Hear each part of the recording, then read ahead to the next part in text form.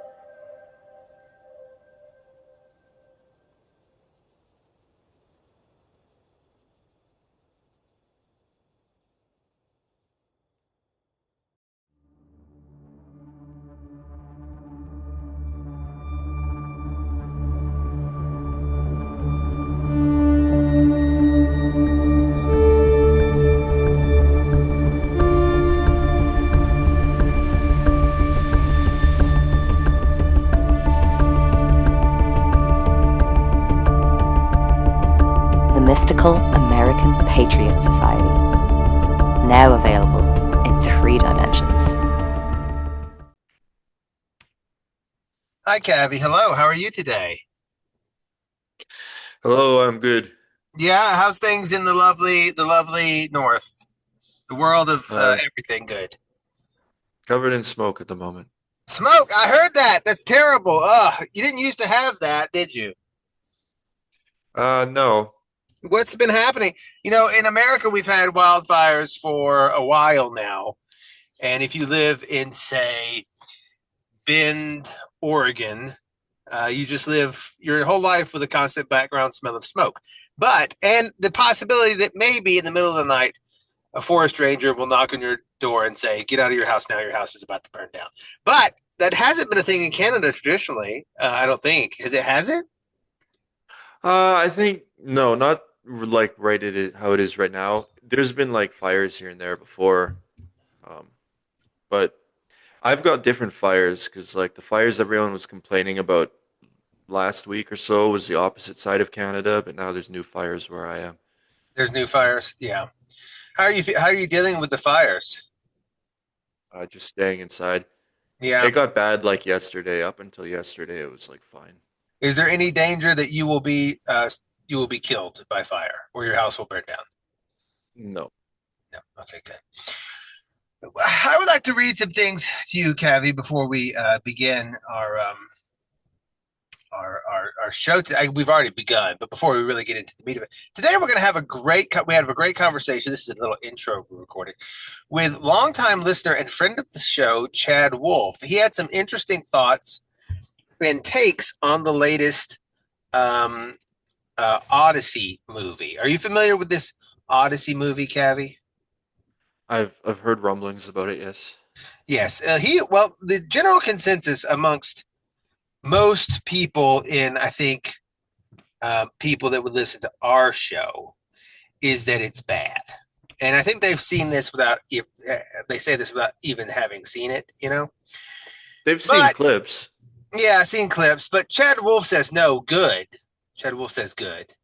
But so we're going to talk about and how the Odyssey can be seen as both the movie and the original, and possibly this is Nolan's intent, and the original Homer can be seen as through the lens of the West destroying itself and its moral core in the wake of World War II, and then trying to find its way back again, back home, if you will.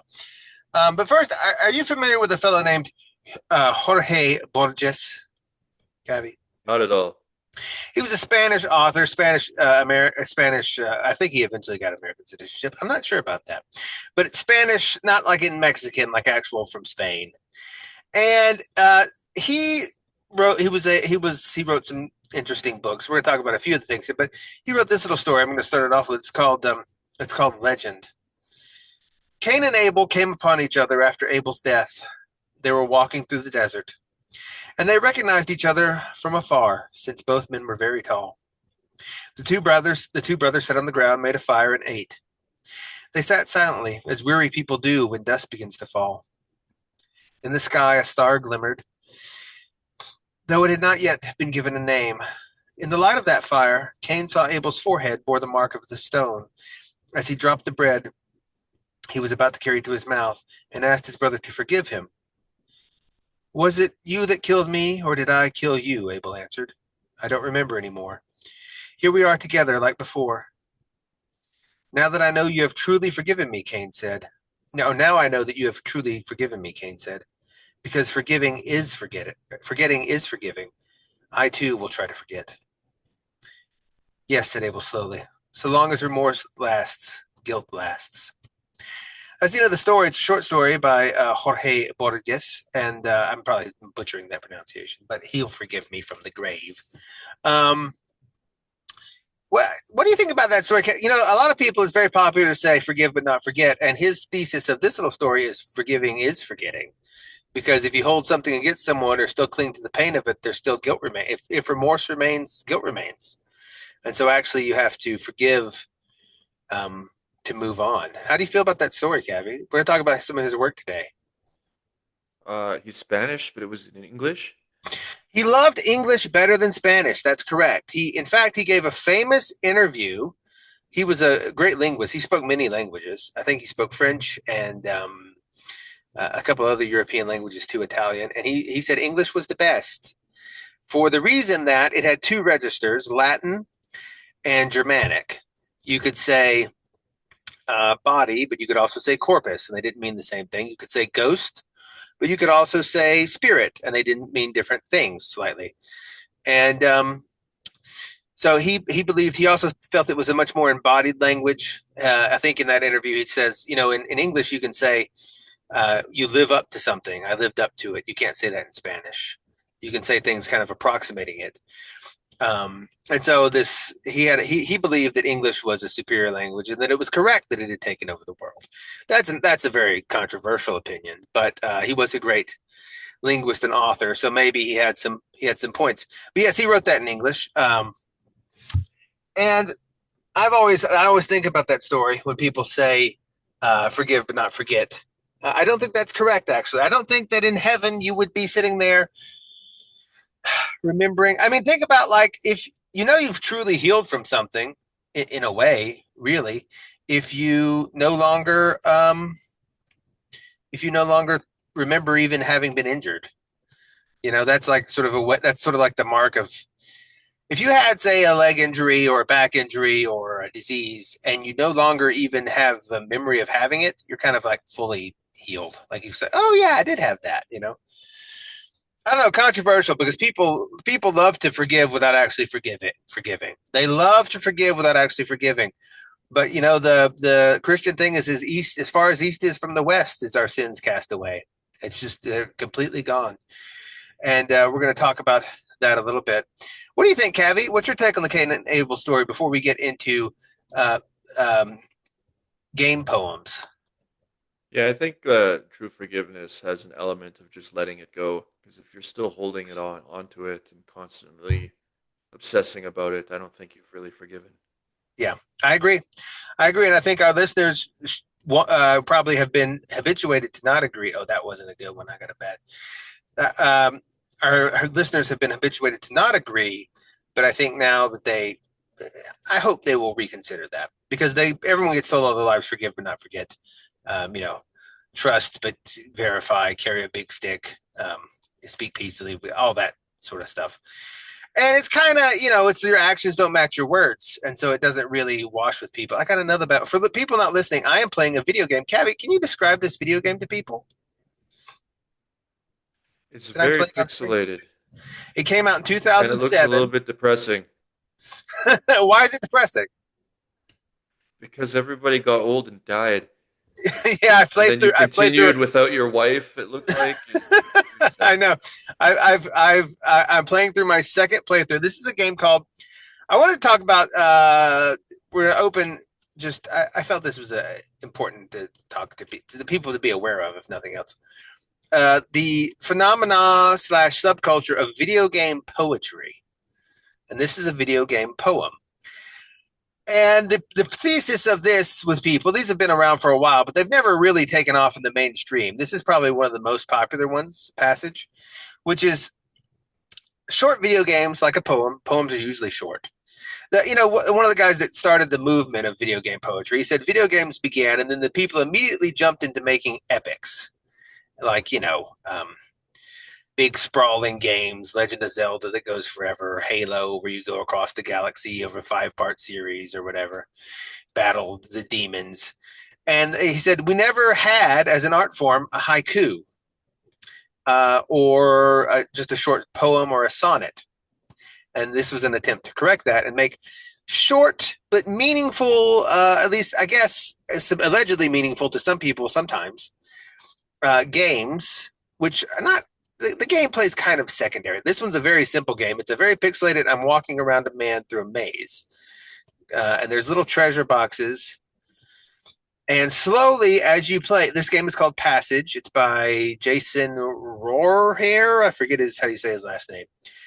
It's free to play. It was released in 2007. You can play it on the web browser. Just Google Passage game, video game, and it will come up.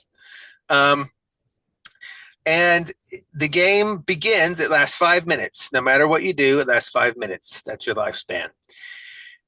And the game, you begin as a character that seems sort of young, and then as you progress, you see a very narrow band of the maze. You can only see what's directly in front of you. But you can go up and down, left and right, but you only see what's directly in front of you and behind you.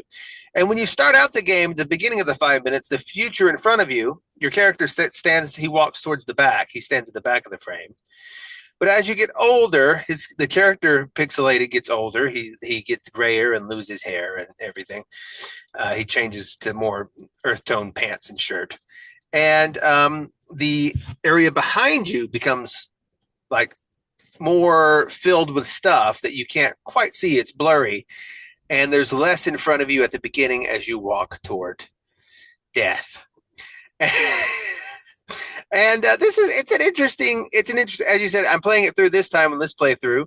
I did not go with the wife. You can take a wife at the beginning and she goes with you. I did not do it this time. And now I'm dead. Oh, you just died. I died. There's nothing you can do about it. It's not like a normal video game where you can escape death, because you also can't in life. There's no escaping death in Passage. It goes on for a time and then it stops. And then you can replay again if you like. Now here I am at the beginning. Notice my character is at the very left side of the screen now, whereas he just was and the front is blurry. And as you get closer to things, they come more into view. And this is kind of how life works. You have goals in the distance. There's all these things in the distance he may want, but he can't quite see them. They're blurry. And he can't really tell the way to get there. There's things in his way. Now, here's the problem. If you take a wife, I don't fit through every passage now because we can't go together. I could fit through there with just me. And this is true. This is like how life kind of works. Like, this is one of the reasons people don't get married and stay single, is that if you take on extra people, especially imagine if you had 4, if you had 2 kids here, it would be, I can't get that. See, only my character can touch this treasure chest. We can't get it together. It blocks off certain pathways of life to you that you could have done. Now it opens up other pathways, right? But it is sort of, you have to make a choice. And if you make a choice, it's like, well, now I can't go that way. And you can play through either way. And, if you play through, you may discover that the way you wanted to go as a single person, if you play it through again, wasn't worth it. And there was nothing there. But you can't know that until you actually walk the path. So you play it through one time and you take a wife, let's say you take a spouse, and he's like, oh, I wish I could have gone down there. It looked like there was a treasure around there, and I think I could have gone that way. And then you play it through as a single person and you go down that path and you realize there was no treasure down there at all. Or maybe there was, but maybe it wasn't worth it. Or maybe it was worth it. But the thing is, in real life, you only get one go, so you can't know. Here I can play it through multiple times and decide which one I thought was best. I can't do that in real life. You just have to, you make a commitment. Is it the same maze every time? It's the same maze every time, I think, or maybe procedurally generated. I'm not sure. But see, now we're in midlife, and so the screen is about the same, blurry on each side, and we're walking about in the middle. Now I can't even get out of here. My dumb wife has me trapped in this box. Okay, there we go. And so this is a game. This is one of probably the most popular game poem that's ever been made, is Passage, and it's making a very simple statement about life, and it doesn't tell you any of these things. You just play it a couple of times. You're like, oh, okay, I see what it's trying to say. And this is what game poems do. And Jorge Borges kind of invented the game poem, although not really. He came up with the concept of a thing that has been turned into a game poem by other people. He was not a programmer, and he lived most of his life before the age of computers anyway. So I think he died in 80s, maybe late 70s. I may be totally wrong on that. I'm so stuck. This round was not. This dumb wife has got me stuck in this box forever. When she dies, I'll be able to get out. But now hopefully she'll die soon. Okay. Oh, here's the treasure. She made me waste my whole life in that box. See, and that's how people feel.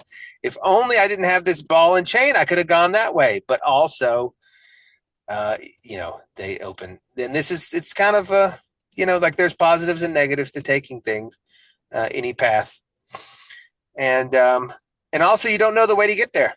That's another thing. Like you see a treasure and you're like, oh, if I could only go around it, but you can't see every possibility way. You can only see what's directly in front of you. Much like in life, your ability to predict what's ahead is, or where certain decisions will take you, is very limited. You never quite know.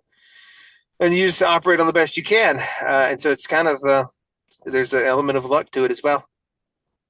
How do you feel about this game, Kavi? It's cute. There's a whole world of like indie games that explore ideas like this. Yeah. There are. These are some of the. Like I said, this one is 2007. I think. Yeah, this is probably one of the OG ones. This is one of the OG ones. And he. Oh, your wife died. Now I can move again. Get out of here, dumb wife. Except you're all hunched over and slow. I know, except now my character's all hunched over and old. But at least he's free of that woman. Just making it really misogynist. I gotta go as fast as I can before death. Oh, go faster. Okay.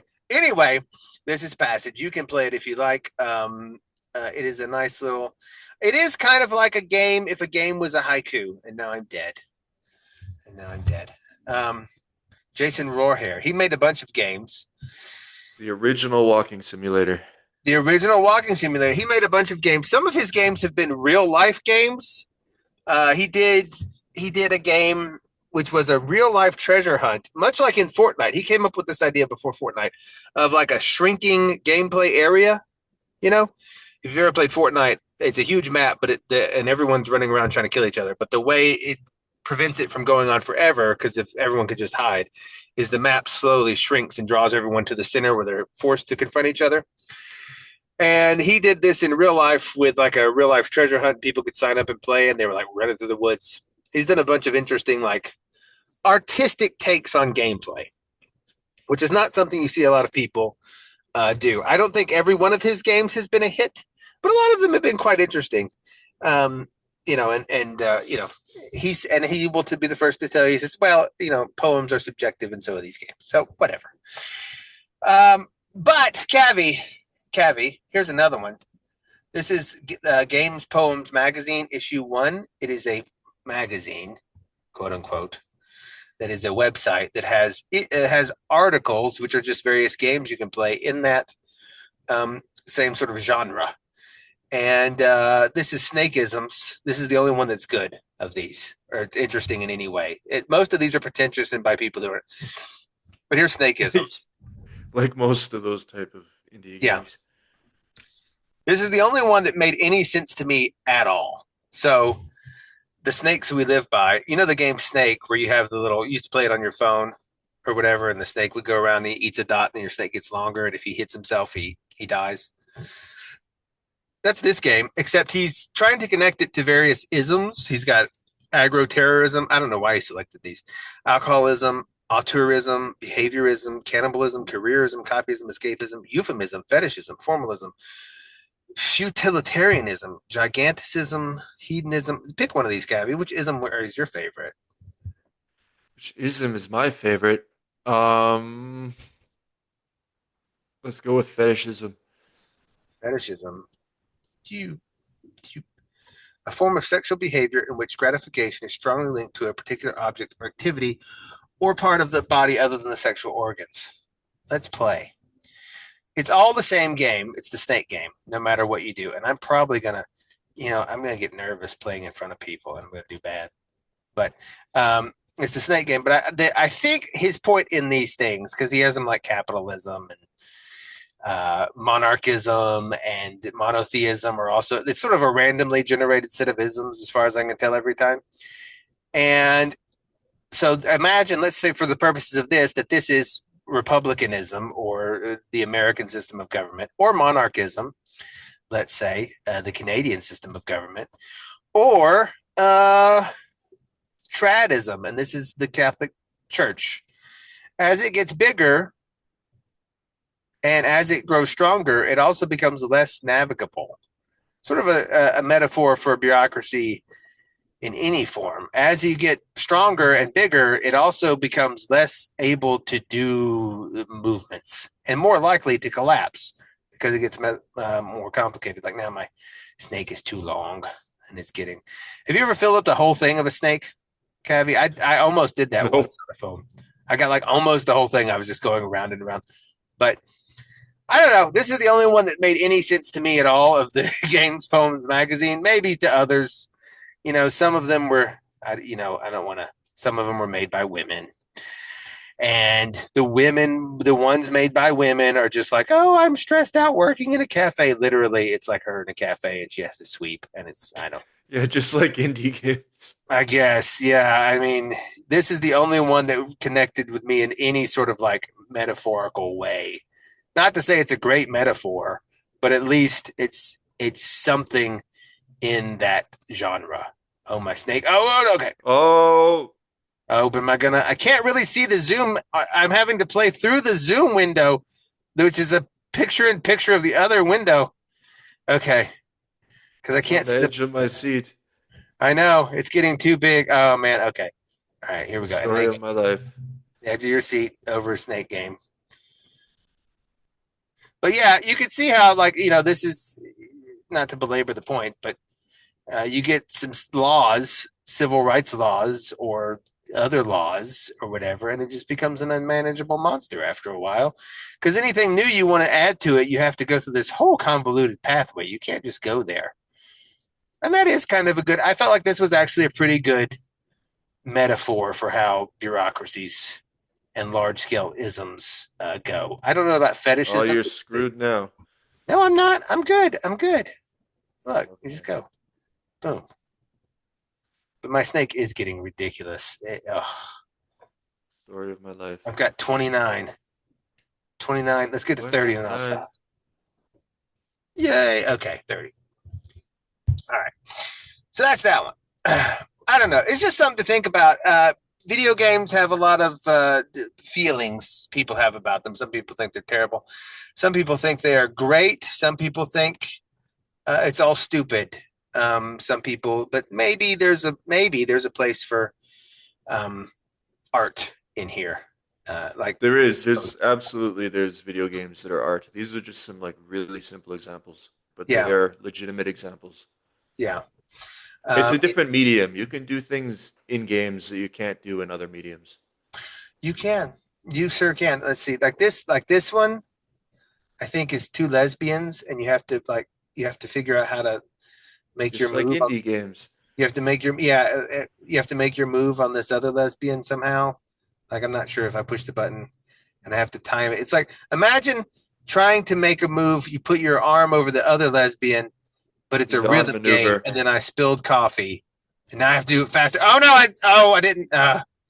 It's a rhythm game for lesbian hugging with coffee that you spill, which I guess is how lesbians go through their lives, worried about they're hesitant and anxious, and then they spill coffee.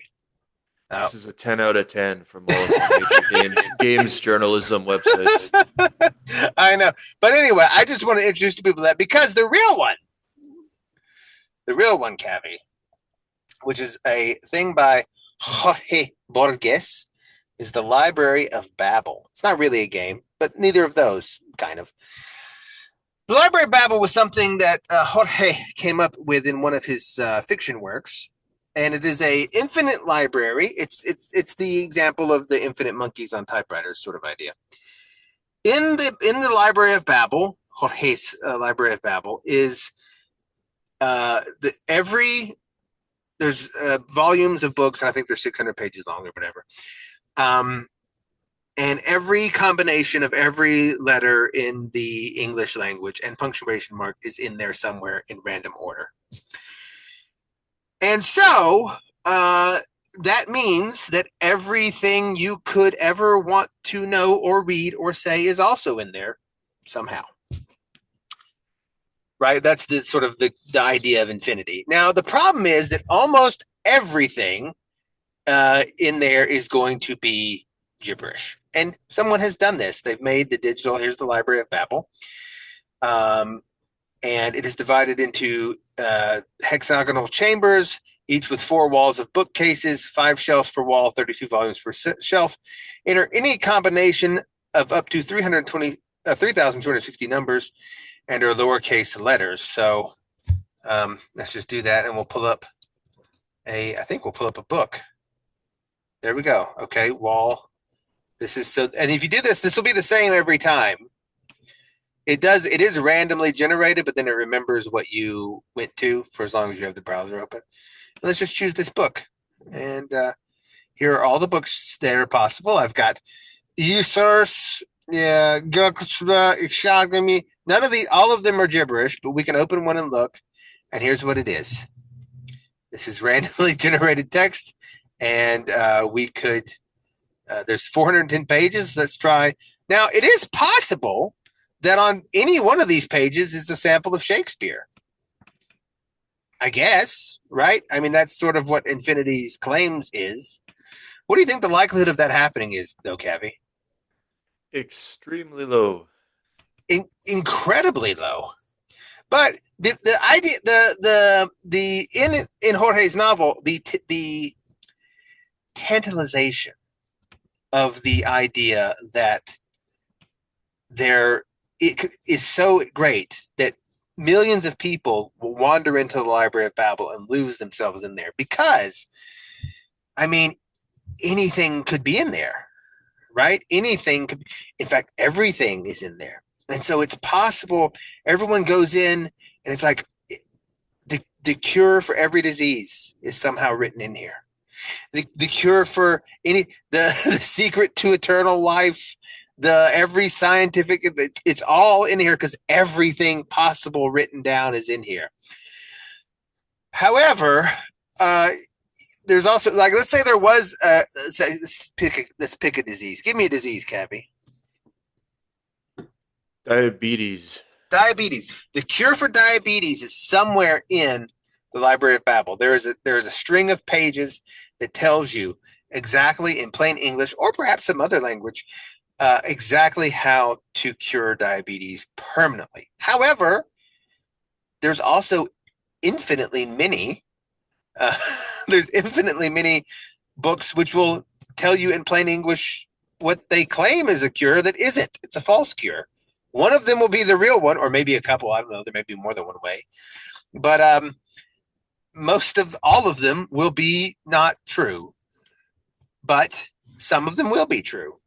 Or one of them will be true. But and then almost everything else is gibberish and not what you're looking for. But everything is here. Everything is here. And here is how, I don't know, I'll let you do this. Let's let our listeners do this, Kavi. You get into the mind of our listeners who's listening in the future and tell me what phrase they're going to call out. What a random string of numbers and characters. Listener, Kashmor. But I don't know how you spell that. Give me give me what you say. Smorgasbord. KSCHSSLABLORB 69. B69. Maybe now the odds that someone called out in their car that is also low, but possible. If we had infinite listeners, one day we will. Yeah, the one listener who did, it's like their mind is blown right now. Yeah, let's choose this one and then this one. And the thing is, you can do this your whole life, and almost everything you do will just be a page of gibberish. Not even one word. I haven't yet to find a randomly generated text that has produced a single legible word. But in theory, they're all there. Let's read this page. Let's read page 46. That's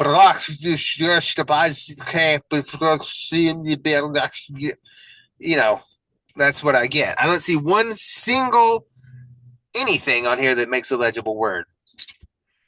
And here is an example. Here's the same thing with the universal, this is the Library of Babel images section. Every library has media now. This is the same thing. This is every image that could possibly be made. Here it is. Here's one randomly selected. It is a random snow fuzz of red, green, blue, yellow pixels, black. This is a random assortment of pixels of random colors, and I'm shuffling through them now. And this is what this is. Now, in here is the Mona Lisa, somewhere. In here is George Washington crossing the Delaware.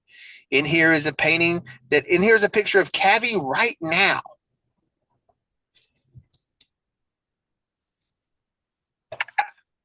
You still hear me? Yeah. You can? Shocked. What now? Yeah. What? I was shocked. You were shocked. If I click on this enough, one day in the infinite of time, it would come out with a perfect picture of Kavi right now from behind him, allegedly. I guess, but this kind of, I actually feel like doing this, kind of like making this into a little game, kind of is an example of reducing a mathematical argument to absurdity. Like, I get that infinity is incomprehensible, but also, I don't know that I buy the whole monkeys with infinite typewriters make Shakespeare thing. I just don't know that. I don't think it would happen, honestly, even infinite.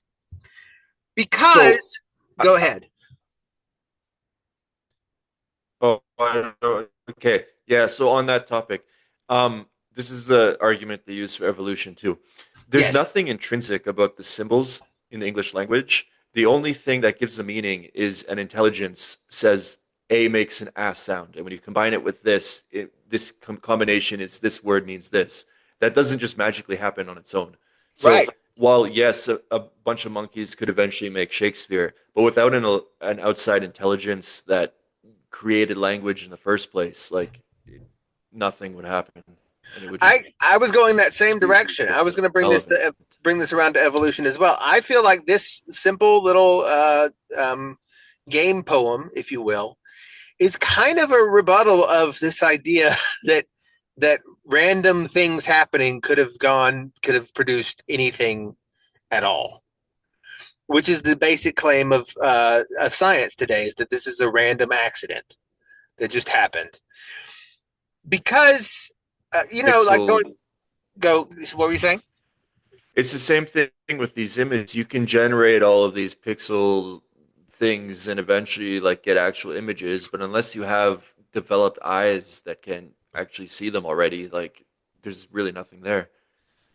Even beyond that, I mean, like, let's say you did scroll through these and there was an image of something. Then the next one would be garbage again. And so, like, you need to make like a cosmos that makes sense, or human life, or life at all. You'd have to have so many things come out, and then immediately also the next thing also comes out. It's beyond astronomical. Like, it's kind of beyond math, honestly. And I think mathematicians have to just take an L on this concept, because there's an infinite amount of numbers between 1 and 2, but none of them are 3. Just because you have infinite numbers doesn't mean infinite options, doesn't mean you have all options. You can have infinite options without having all options, and people don't realize that. It's 100% true. You could string together, I give you no character limit. You can string together an infinite number of quote unquote words with the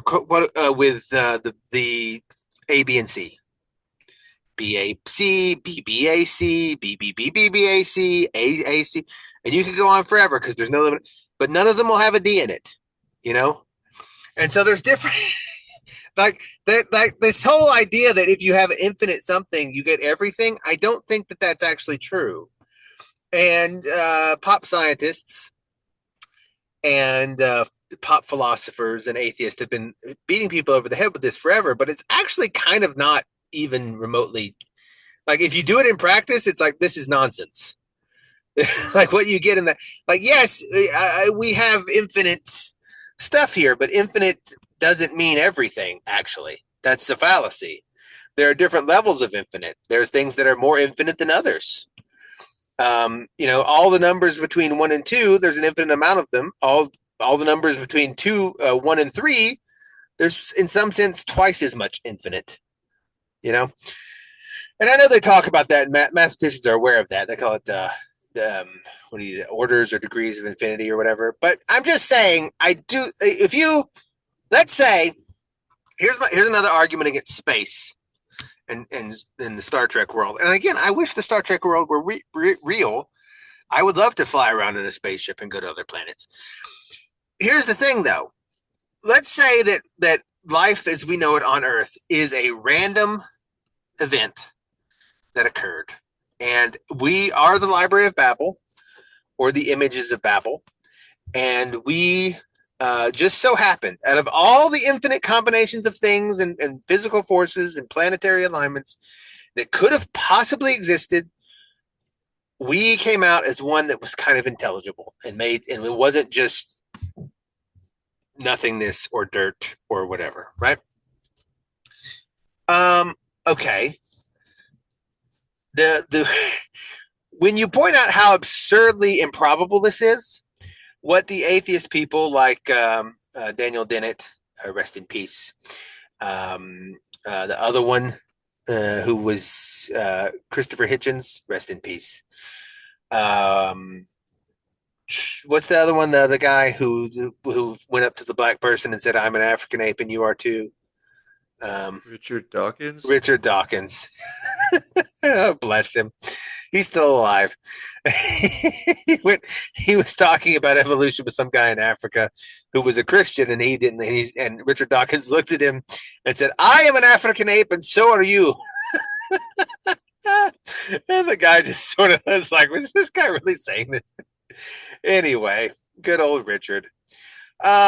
They'll say, well, no, because granted, it is super improbable. We give you that. However, we are the one place it happened. And so therefore, regardless of how improbable it seems, the only place where people would notice it is the one place where consciousness and life did happen. And so, yes, there's infinite combinations out there that didn't come to anything, but the only one that's aware of it, self-aware of itself, is the one that did. And it's like, okay, maybe. But then we're the only ones. There are no aliens. If it's all randomly happening, there's zero aliens. The odds of this happening twice in the universe, because the universe doesn't go on forever, actually. It has bounds, they say. The odds of this happening twice is less than zero. There's no No actual infinity in the universe. There's no actual infinity in the universe. That's right. They say the time is infinite. They say the universe had a beginning, and where space and time happened. Space is limited. The universe is very large, allegedly, but doesn't go on for eternity. And so There's limits on largeness and smallness. Yeah, and so you don't even have the Library of Babel conditions. They don't even exist for this to be possible. But let's say in this huge smishmash of randomness, one intelligible example happened on Earth, and life happened, and there we go. Because even a simple cell, even a single cell, is ridiculously complicated. It's absurdly complicated, and it needs all these other things to happen to make it be viable. And yeah, it's more complicated than like the fanciest factory that we've ever built. 10,000 times more. And so let's say that did happen once. Okay, then no, it didn't happen anywhere else. This is the one place where it happened, and we're self-aware of it, which means there is no all of your fantasies about encountering extraterrestrials and meeting Vulcans who know logic better than you, or Ferengi who are space Jews or whatever, are not going to happen. There's no one out there at all. The universe is dead as dead can be, from here to the end of the galaxy. I just said that because it rhymed. And beyond. There's no other. The odds of this happening twice is impossible. And so we just are. What if you have to believe in I think, actually, to be honest, an honest atheist worldview, you have to just kind of say, yeah, with this, we're completely alone. There's nothing beyond us. And when the world dies, that's it. It goes back to gibberish forever. And I don't think that's actually true. I don't think that makes sense. Like I said, I don't think that you can explain our existence through randomness. I think this game is kind of like a great example of showing you how that is absurd, and that actually the intelligibility that we see in the world, and the fact that things do kind of hold together and make sense, and their narrative structures, and there are laws in the universe that like are constant, and there's all these things, points to there is kind of an intelligence guiding it. Somehow you can let that be intelligence, whatever you like, but like you can do this again, I haven't come up with one word. Here's S.EA. That's almost the word C, but it's got a period between it. Here's the word so I. So I'm. Right. So I found a few words, 2-letter words. But without an intelligence organizing this, it's nothing. And it never will be anything for as long as you want to do it. For as long as you want to do it, it will never be anything. We can do this over and over again until the heat death of the universe, and it will never, ever come to anything. Let's do a random page. Yeah. It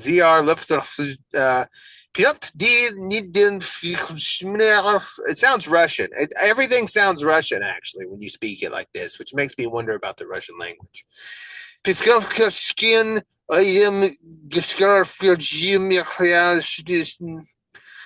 don't know. But it will never come to anything. Ever, ever, ever. And I think that this is, people get upset about technology, people's upset about AI and stuff, but actually I believe that in the end, actually, all things point to the truth. If you can make it, it's true in a way. And so I don't think you should be worried about AI or all this other stuff, because if you actually step back without trying to force randomness to explain the universe, it looks silly when you actually put it in people's faces. Like in the abstract, when you say, oh yeah, well, it's so big that it was bound to happen, people go, I guess so. But then you do this, you're like, wait a minute, no, it wasn't. It's absolutely absurd to think that what we have is a result of randomness and that there is no intelligence to it. It's absolutely absurd. Now, what that intelligence is another question entirely. but that doesn't prove any given religion or anything. But like the idea that there's nothing, that materialism and just random billiard balls is completely absurd. And frankly, scientists should kind of take the L and say, yeah, we were stupid. That's what I think. Here's a video game that proves them all stupid. What do you think, Gabby? Yeah, scientists admitting they're stupid. I don't know. It's gonna be hard. It's gonna be hard, but when they do, we can heal, and maybe they'll start making stuff again. Maybe they'll start having discover. Hey, scientists, when's the last time you discovered something? Huh? For real though, physics has been stuck for like 120 years. Since they did the quantum mechanics thing, you haven't done anything since. Like nothing. Let's be real. You know, you've been stuck in what if, hey doctors, when's the last time you cured something? Huh? When was the last time? When the guy accidentally made well, it? they just in record time created this vaccine for this brand new disease. And it didn't work. What? I know, it didn't work. The next thing you're going to say is it's causing heart problems and stuff. It may be. Listen, YouTube, I don't know. It may be. I'm not making a claim. It objectively didn't work. People still got the thing. Allegedly. So it just didn't work, you know? And so when's the last time? In the 1930s, a guy accidentally dropped some moldy bread on a petri dish and discovered penicillin, and that was great. Since then, you ain't done a lot. Let's be real. You know, people still to this day are getting Lyme disease. You haven't fixed it. Why? Shouldn't you be able to cure that by now? You know, so when's the last time you did anything? When's the last time any of you guys did anything? It's been a while. It's because you're all lying and you've built your worldview on nonsense where this is somehow going to create life. And it's not. This is never going to create life, this process. Nothing intelligent is ever going to come out of this ever, even one time. And you can make the numbers as big as you want. Number one, you don't have them that big. The universe is not infinite in time or space, so you don't have the space you think you do. And number two, even if you did, it still wouldn't happen. So just, you know, chill out. Stop it. This is why scientists stalled. They've built their worldview on this producing a single-celled organism, and that will never, ever, ever, ever happen. Power of video games, my friends. The power of video games. Which one would you like to play before we close out our intro, Kavi? The game sounds kind of cool. Okay, let's click on it. Oh, this is a 10 to 20 minute game. It's about capitalism seeming inescapable. Okay, this sounds lame. It sounds super lame. These are like early indie games, but somehow worse. What about pick another one? Asunder looks like it's got some good graphics. 5 minutes. Click. Oh, and it might be triggering for people with auditory hallucinations. I think that's a legitimate one. That's like if you have a seizure. Click and drag items with the mouse. It's over when you escape the chaos. Okay, Kavi, I'm gonna escape the chaos. I'm gonna play. You tell me your feelings on this game. Please make sure you can hear the. Oh, I'm a girl with red hair in a house, and there's stuff floating around. But I'm just gonna. You know what? I'm just gonna lay down on the couch. I did lay down a second ago. How do you feel about this, Kavi? What's happening? Why are all these thought bubbles? Okay, wait a minute. Okay, I think it's supposed to symbolize like a woman's mind or something. A woman's mind, right? She tried to lay down on the couch, but I can't make her lay down. She keeps jumping up every time. Stuff you got to think about because all the stuff. She's the emotional labor, firewood and a trumpet, and a water bottle, flowers, tea kettle, egg timer, a Roomba, maybe. She doesn't need to be thinking about this stuff. This is a thing, ladies. You can just stop all this thinking about. I know you say you can't. Oh, I'm looking. Oh, I don't know. I can grab this. I can grab them. I grab it. Oh, I put it where it goes. You're gonna burn the house down. I am. This bookshelf goes there. Okay. Yeah. Okay. So it's about a lady procrastinating. So it's a woman cleaning simulator. It's a woman. It's a very, very rudimentary woman cleaning simulator. Oh, look, and I take the thoughts and I throw the thoughts out of the house because they don't belong. I gotcha. It's about living in the present and dealing with the things that are actually there and not all your imaginary stuff. Okay. I guess that's a thing. That's kind of a meaning.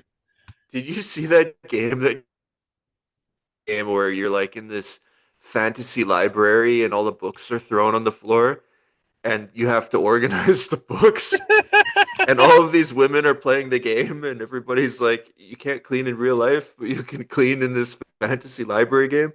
That is a funny thing, but I don't blame them. It is easier to do something. Oh, the flowers died. Oh, Are you ready to let go? I am ready to let go. Oh, you won. And then I jumped in the water, I guess. You killed yourself. She looks alive. I don't understand. But see, this is what I mean when I said it's made by women. It's like them just like... Basically, she made a short game about how her mind was constantly running over tasks, which, hey, I guess I don't know that I learned anything, and I don't know that it helps anybody. Maybe it resonates with women. Poetry's subjective. I don't know. But Kavi, until next time, this is why this is numerous things about women, actually, is what it is. Anyway, we're going to talk about the Odyssey now. Chad Wolf has some great takes on it, and I hope that everyone enjoys it. Until next time, everyone, peace out, and we love you. Hello, everybody, and welcome to yet another edition of the greatest podcast that has ever been recorded on planet Earth by anybody, anywhere, at any time. I am Sumo. With me today, I'm interviewing a longtime friend of the show and listener, Chad Wolf. Chad, is this your first time actually on the show? I think it is. Yeah, this is the first time talking with you. Yeah. No, this is the first time talking to you on here. Yeah. Just chat online, but never I've never talked to you with voice. Yeah, that's we've chatted for years over text in various mediums, but this is the first time you've been, and it's long overdue. I mean, you've been with us since what, like 2020, 2019, somewhere in there? A while. Yeah, I was listening from like the third or fourth episode from when you guys started. So how did you find us? I always wonder how people found us in the beginning, or how they find us now, because I don't know. There's no promotion for this thing. Yeah, sure. I was I was one of the guys from mpc.com. Oh, nice. Yeah, Monterey Peninsular Community College. Yeah. Right. And, everybody was getting, Monterey Peninsula College. Everybody was getting banned from everywhere else, so a lot of people ended up there. Yeah, that was the thing. For people that don't know, for a while there are various forums, and still are, where people could discuss ideas openly without being banned.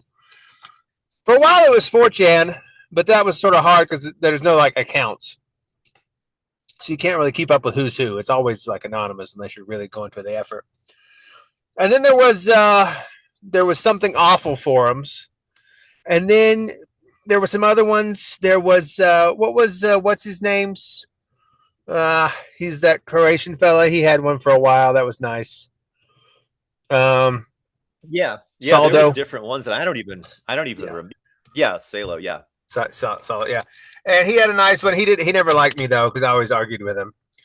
And then there was NPC, which started, I think, as my posting career, but then to add a layer of operational security to keep it from being banned, they dressed up the homepage as if it was a community college called Monterey. I think it was Monterey Peninsular College. Monterey. And the homepage looked like a standard community college homepage, but if you clicked around, then you got to the forums hidden underneath that, in which people would talk about all sorts of things without fear of being banned. There were some unsavory characters in there. Weave, for example. Did you ever talk with a Weave? Yeah, a couple times. Yeah, there was definitely some wild characters there, man. There was some nutty people, but I mean, also very intelligent. A lot of very intelligent. Very intelligent. Weave, famously for hacking AT&T and making a whole like making a whole kerfuffle with that, getting arrested, maybe leading a neo-Nazi movement too. But I mean, what are you going to do? You know. But yeah, I'm glad to have you on. It's long overdue. And you had mentioned that you had went and saw the new Christopher Nolan Odysseus movie, and that you thought it was an allegory, or at least hinted at being about the death of Western civilization in the aftermath of World War II. And I said, I haven't seen it, but I want to talk to you about what you thought about it. And I decided I'm going to make a presentation, a PowerPoint presentation about what I think you're going to say. So I think this may be the first time in history someone has made a PowerPoint presentation for someone else without knowing their content beforehand. So we're going to see how that works. Yeah. I had to just get in your mind and say, what if I was Chad Wolf, what would I think about this? And this is what I came up with. But so you saw the movie. Surely I'll agree. Yeah. I saw I went and saw the movie. Went and saw the movie yesterday, and I do think it was a lot of people kind of were real black-pilled about this movie, and they really thought it was going to be just kind of woke garbage, and it was going to be this and that, and I wasn't too terribly black-pilled, because if you've seen some of Nolan's earlier films, I'm not going to go into a bunch of discussion about some of his earlier films, but if you've seen even like his Batman trilogy, the one with in the one with Bane, there was a lot of like anti-Marxist sort of tones to that movie, where Bane kind of represented like a sort of like a French Revolution type figure, and they had these mock courts with where they were essentially killing all these people for whatever reasons they could come up with. So there was a real kind of like anti-Marxist vibe in that movie. Yeah, for sure. And then, in fact, Batman plays basically a Boy Scout. His job, he wants to restore the normal order of like the regular government. Even though he has to subvert it, like he has to work underneath it because it's corrupt, but his goal is to restore it. Yeah, and he's trying to bring back, that movie came out like 20 years ago or whatever, but it was or not quite, I guess, but there was like a whole like kind of like defund the police in that movie, where they were like, we don't need the police, we're gonna he's gonna let the criminals out and stuff, and Batman's like, no, we're gonna bring the police back. Yeah. Nolan has always been a kind of well, there's a lot of reactionary stuff in his movies, I would say, in the past anyway. And not that I've seen them all. But. Yeah, I thought so.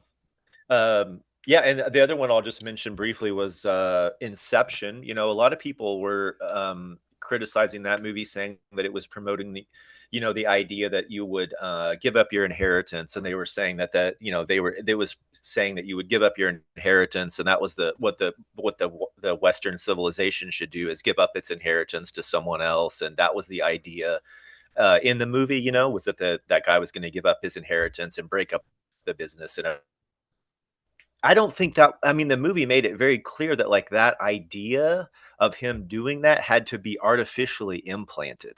Right. And so I really didn't think that was, I thought it was pretty clear that the movie, was saying that was an idea that didn't come to him naturally. It had to be implanted from outside. And the people who implanted it were criminals in a lot of, in some ways.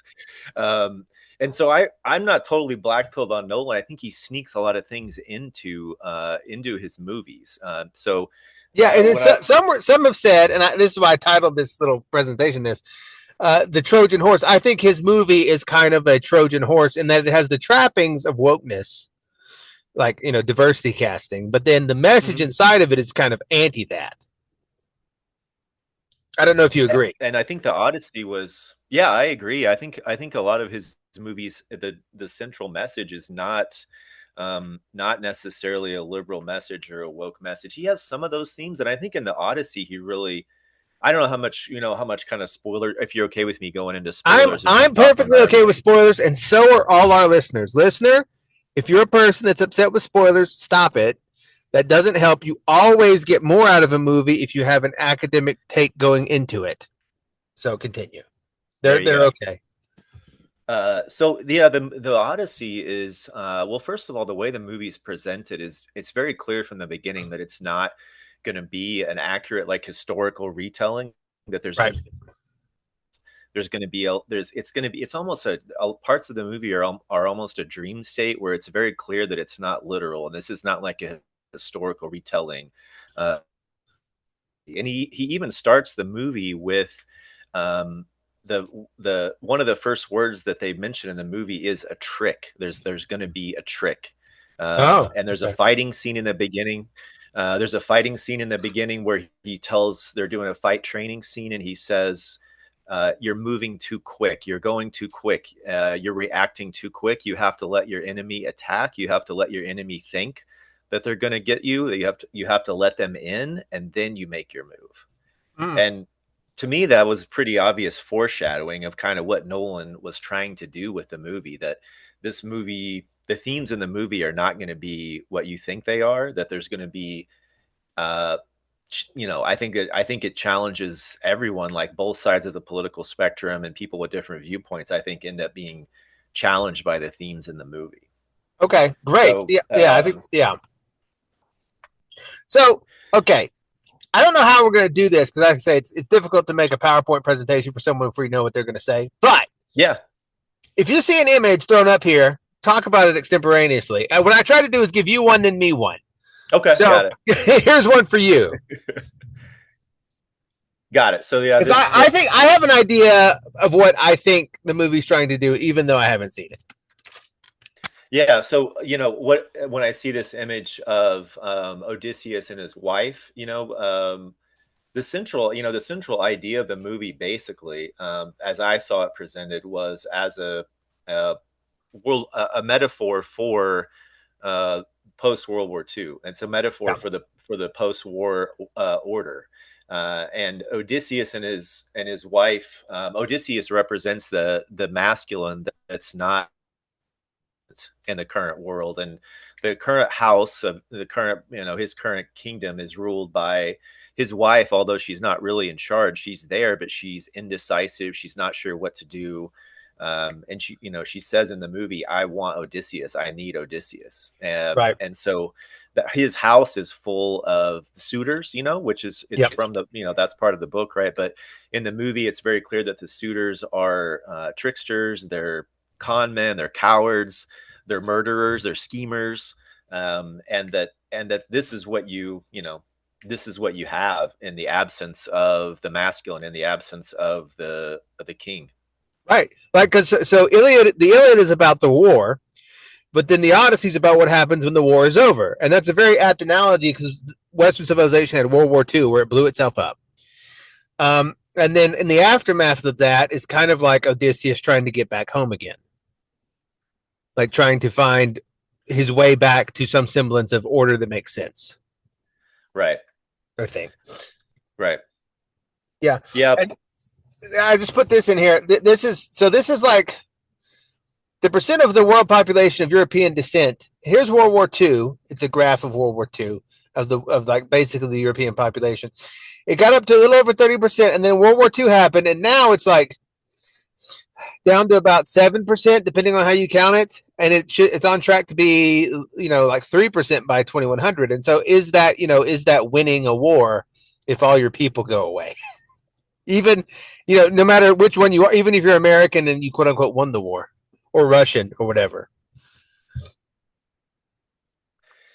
Yeah, there's certainly like an element of something went wrong in the war, probably. Something went wrong in the spirit and the ethos of society. And that's something that's explored in the film as well. What goes wrong in the Odyssey movie? Like, what is is it the way that they win because they win by trickery and deceit and they massacre everybody, or is it something else? Yeah, essentially they win by trickery and deceit. In the movie, they present it as a violation of Zeus's law, which they call essentially like the golden rule, but they say specifically like how you address the stranger and how you're supposed to welcome a stranger and treat a stranger. And that the Trojan horse was the ultimate like betrayal of Zeus's law. And I think there's a very clear allegory there between that and World War II and what happened in World War II, the moral abuses that certainly happened in World War II on both sides. But the victors definitely had their abuses of power and things that they did that kind of broke the moral code of civilization at the time, I think. Yeah. And that's kind of, I mean, that's what, to me, that's what Nolan is trying to say in the film. And he also has a lot to say about how that break, which I guess you could even say that sin spreads, and how that sort of destruction of the moral order spreads and causes mayhem. Yeah, like, there's a lot of yearning for, like, I have in the backdrop for people that are just listening. There's a picture, the famous picture of the statue of an angel looking over the bombed out ruins of Dresden, which is just completely destroyed. I mean, this European city, German city, the Allies just, I mean, women and children, innocents, civilians, just gone. And there's in World War II, there's a lot of pining in the conservative movement for like the 1950s, but by the 1950s, my point is it's already broken. Like the facade of like we're a moral Christian people, it can't really be held up after you just do this. After you go through like a years and years of just indiscriminately bombing and killing people and machine gunning them down, it kind of gives a lie to the whole thing. And I think that is sort of what Nolan's going through with trying to present as Odysseus going through, like, well, I betrayed all my values. Now who am I and how do I get back? Yeah. How do I go back home? How do I wrestle with this and how do I go back home? And yeah, I mean, we essentially firebombed civilians in large numbers. I'm laughing because it's terrible that we did that, but and we also allied with Marxists.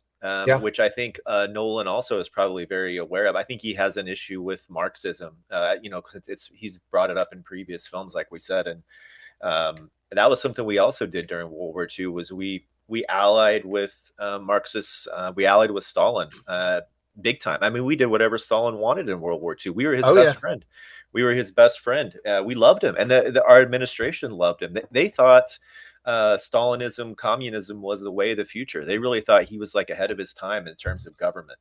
Yeah, and not for nothing. I mean, like we did like do whatever Stalin wanted, but the trade-off for the Soviets was they had most of their people killed. But yeah. Like I have some slides. There's the USA. The USA lost, people estimate, around 420,000 deaths. Yeah. The UK 450,000, slightly more, and then the Soviet Union 27 million, which is an absurd number. There's this funny story from World War II where we were sending Stalin just everything he wanted in terms of supplies. I mean, we were just sending boats and boats of whatever he wanted. Right. And he hardly turned down anything. He was very demanding. But the one thing that he did turn down one time was minesweepers for the battlefield. Mm-hmm. And he said, or one of his generals, I don't remember. They said, we don't need minesweepers. We have soldiers. Yeah. Which is the implication being we're just run soldiers over the mines and they blow up and that's how they go away. Yeah. They don't care. Yeah. I mean, they which is, that's the communist way, I guess. The individual life is not worth very much, but 27 million is an insane amount of people to lose in the war. It's hard to fathom. Like that's crazy. I mean, that includes soldiers and civilians, but so did the American and British numbers. But yeah, it is. Yeah, so I mean, we allied with the Soviet Union, and we didn't get nothing from it. They did take the brunt of all the violence, and then arguably, in the fullness of time, they collapsed, and we didn't yet. So I guess you could say, from a strictly material point of view, it was a good trade. But I think the movie and you and me would make the point of like, well, you may have gained the victory, but you lost, yourself in the process. Yeah, definitely. You lost your moral core, lost your ethos. Which is why it breaks down so soon after they get back home. Like the baby boomers were the kids of the World War II, and then you grow up with that, and your parents are like, "Yeah, well, we're Christian," and then you look back at what they did, and you're like, "Really? I don't believe any of that. And then you have Woodstock, you know, and then it's all downhill from there because it's like, well, I don't believe any of that, right? And it makes sense that you don't. Here's another one for you. Yeah, This is an image of Odysseus slash what's his name? It's Matt Damon. Yeah, And Athena slash Zedinia.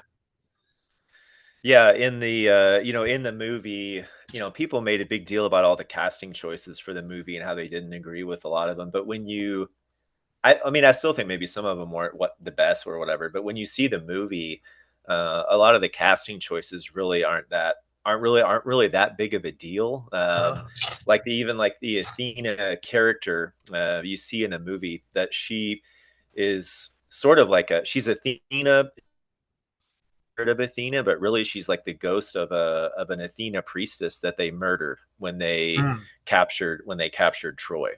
So again, it's sort of like a theme of he's visited by this priestess of Athena who kind of also represents Athena, but she looks exactly like a girl that they murdered when they captured Troy. And so it's kind of again coming back to that theme of wrestling with what you've done, like wrestling with the innocent people that you killed as part of your victory. Yeah. Now, like I said, I haven't seen it. Is it true that the gods are presented in this movie as being, at best, questionably real and probably figments of his imagination or his psyche? Yeah, I mean, I don't think they're presented in a sort of like very ethereal, sort of like they are kind of like part of his psyche. Like he's visited by this girl who's like the spirit of Athena, and there's some allusion to like that he's offended Poseidon at different points, like when he attacks one of the monsters and they say the monster was a son of Poseidon. Yeah. So and then they're punished by Poseidon. So there's a little bit of, I don't know. I thought that part of it was presented. You could interpret it either way. It was kind of Either open to way. interpretation. Yeah. Yeah. Maybe one could say the same way that the West sort of is kind of like, I guess God exists maybe now, whereas before World War II is more definitive. I don't know. Yeah. That may be reaching, but who knows? Yeah, I mean that's an interesting idea too. That's an interesting concept as well. Here it is. It's the slide of there's some Greeks fighting and some artwork. Then the USA telling everyone, Uncle Sam, propaganda poster telling the soldiers in the airplanes to go kill. And some other soldiers standing on a pile of rubble with an American flag, and it's just got the 420,000 U.S. deaths. What about this guy? This guy, was this Agamemnon? Yeah, that's in the movie that's Agamemnon, right? He's Great helmet. It's very Batman-esque. His character in the movie, his aura is just incredible. I mean, he's almost like a mythical, like legendary type figure in the movie. He barely speaks, right? But he's like, I mean, I saw it with my kids, and they just thought he was the coolest guy in the whole movie. Yeah. Now, is he presented as, cool and good or different? Is he presented as a cool bad guy or cool good guy?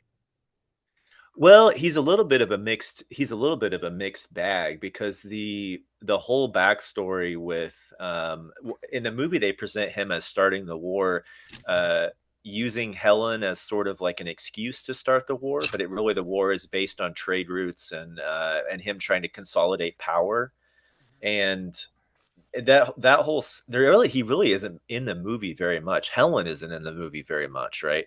And in the they do show Agamemnon after the war being killed by his wife, and there's a whole all those characters in the movie are kind of shown as having a sense of regret, like that they that Agamemnon regrets going back home without being aware of all the dangers back home. Like he's almost not aware of everything that was broken back home. Right. And he walks back in as a hero, unguarded, and he's killed by his wife, who's angry about what happened.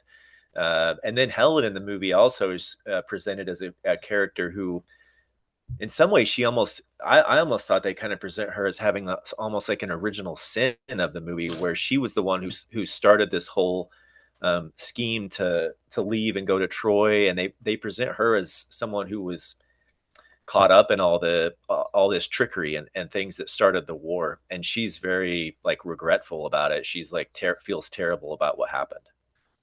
Yeah, so here's a thought, and I don't mean the literal Jews here. I mean the metaphorical Jews. Mm-hmm. Just everyone. I think that Black Helen represents the Jews in that she is purposely presented as fake and as you're saying, like this is a ruse. It's a moral justification. Like, oh, they stole my beloved, and therefore we have to go to war. But really, the reason is like economics, trade, and power. And in the same way, I believe that the West justifies what it did in World War II with the Jews and saying, well, we went to save the Jews. We went to save Helen. However, they didn't really care about the Jews then, and they don't really so much now. It was really just a cynical play for power, and the Jews, the salvation of, bringing liberty and saving people from the camps was like an excuse. Yeah, they may have done it, but like that wasn't the reason, and everyone kind of knows it.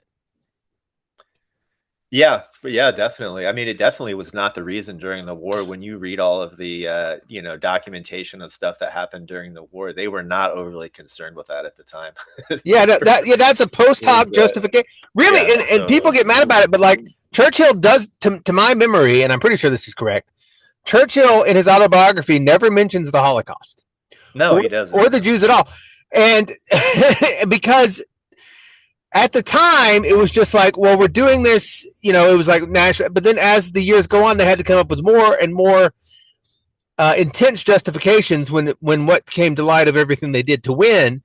And it was like, well, and I'm not saying the Holocaust didn't happen. I'm just saying that the making of that the focus of why you went happened after, because at the time they weren't concerned about it, and this like moral justification they had is a post hoc reasoning to justify their atrocities. Yeah, I think 100%. That's what I think. My grandmother was in one of these burned out buildings. She survived, but thank God, not in Dresden, but one of the other ones. She was like, I don't know, 6-7 years old, maybe younger, but she remembers the house burning down around them in the firebombing. She said they ate cats for a while, but I mean, and I'm not like mad about it or anything. It's just like, when you think about that, like you're dropping fire on the head of like little girls, and then you have to make that a moral thing. You have to say, well, we were doing it to save Helen, the Jews, but actually you weren't. That was after the fact. Yeah. Yeah, both my granddads fought against Japan, and one of them, he saw a lot of stuff. I mean, he did. He was involved in some things that were pretty rough. Yeah, and that's not to say the Germans were innocent either, or there wasn't reason to do it, or the Japanese. The Japanese were also up to some stuff. Rape of Nanking, for example. Yeah. But like, this is the problem with the war, is that everyone kind of has to sell their soul to fight it, in a way. Yeah. The UK, 450,000 deaths. There's some British propaganda posters. Britain expects you too this day will do your duty. Whatever that duty is, go get killed, mostly. What about this picture? I guess these are the Cyclopses. No, those are like the what's their name in the movie? They don't say their actual name. Like, it starts with an L, but they're like they go to different islands on their way back, trying to find their way back. And one of the islands that they come to is these giant men who are all like 7, 8 feet tall. The way it's shot is beautiful. He uses very little CGI, so the visuals are very good. But this scene, I think. It's from the book. It's one of the stories from the book of them encountering these soldiers that are basically better than them, bigger than them, better than them. They just get destroyed by them. And I think in the movie he kind of uses that to go along with this idea of like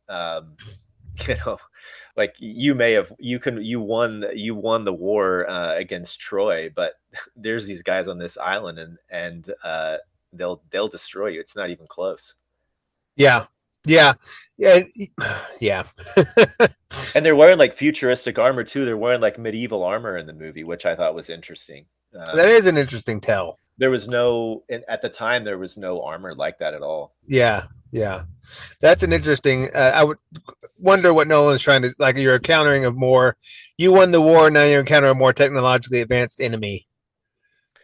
Yeah, and it might be, Nolan is kind of into the idea of technology as well. Like he's very like he likes 2001: A Space Odyssey. He made Interstellar, which was kind of like a nod to 2001: A Space Odyssey. So I know he's very into the idea of technology and like how it impacts humans and the positives and negatives. So I don't know if maybe he was trying to say something with how these guys were presented in the movie. I'm not totally sure. Yeah, question mark about what they mean. Here's just that same graphic of the Soviet propaganda. 27 million Soviet deaths over a Trojan horse. And that famous shot of the Soviet guy waving the red flag over, what city was that in? Berlin? Is that Berlin? Yeah, I think so. Berlin. Let me scroll down here. The British, England, they had no cinematic direction. This is the big problem with England for like their post-war. The UK, here's 3 different flag raisings. The Soviets had this. I mean, someone had to set up this photo, right? Like, they had to get a photographer up there, and he had to over Berlin on this tower. Great cinematic direction. The U.S. raising the flag over Iwo Jima, that famous statue photo, and the British were just sort of here in this camp with like this flag. And this is the best flag raising of the Union Jack you can find from the war.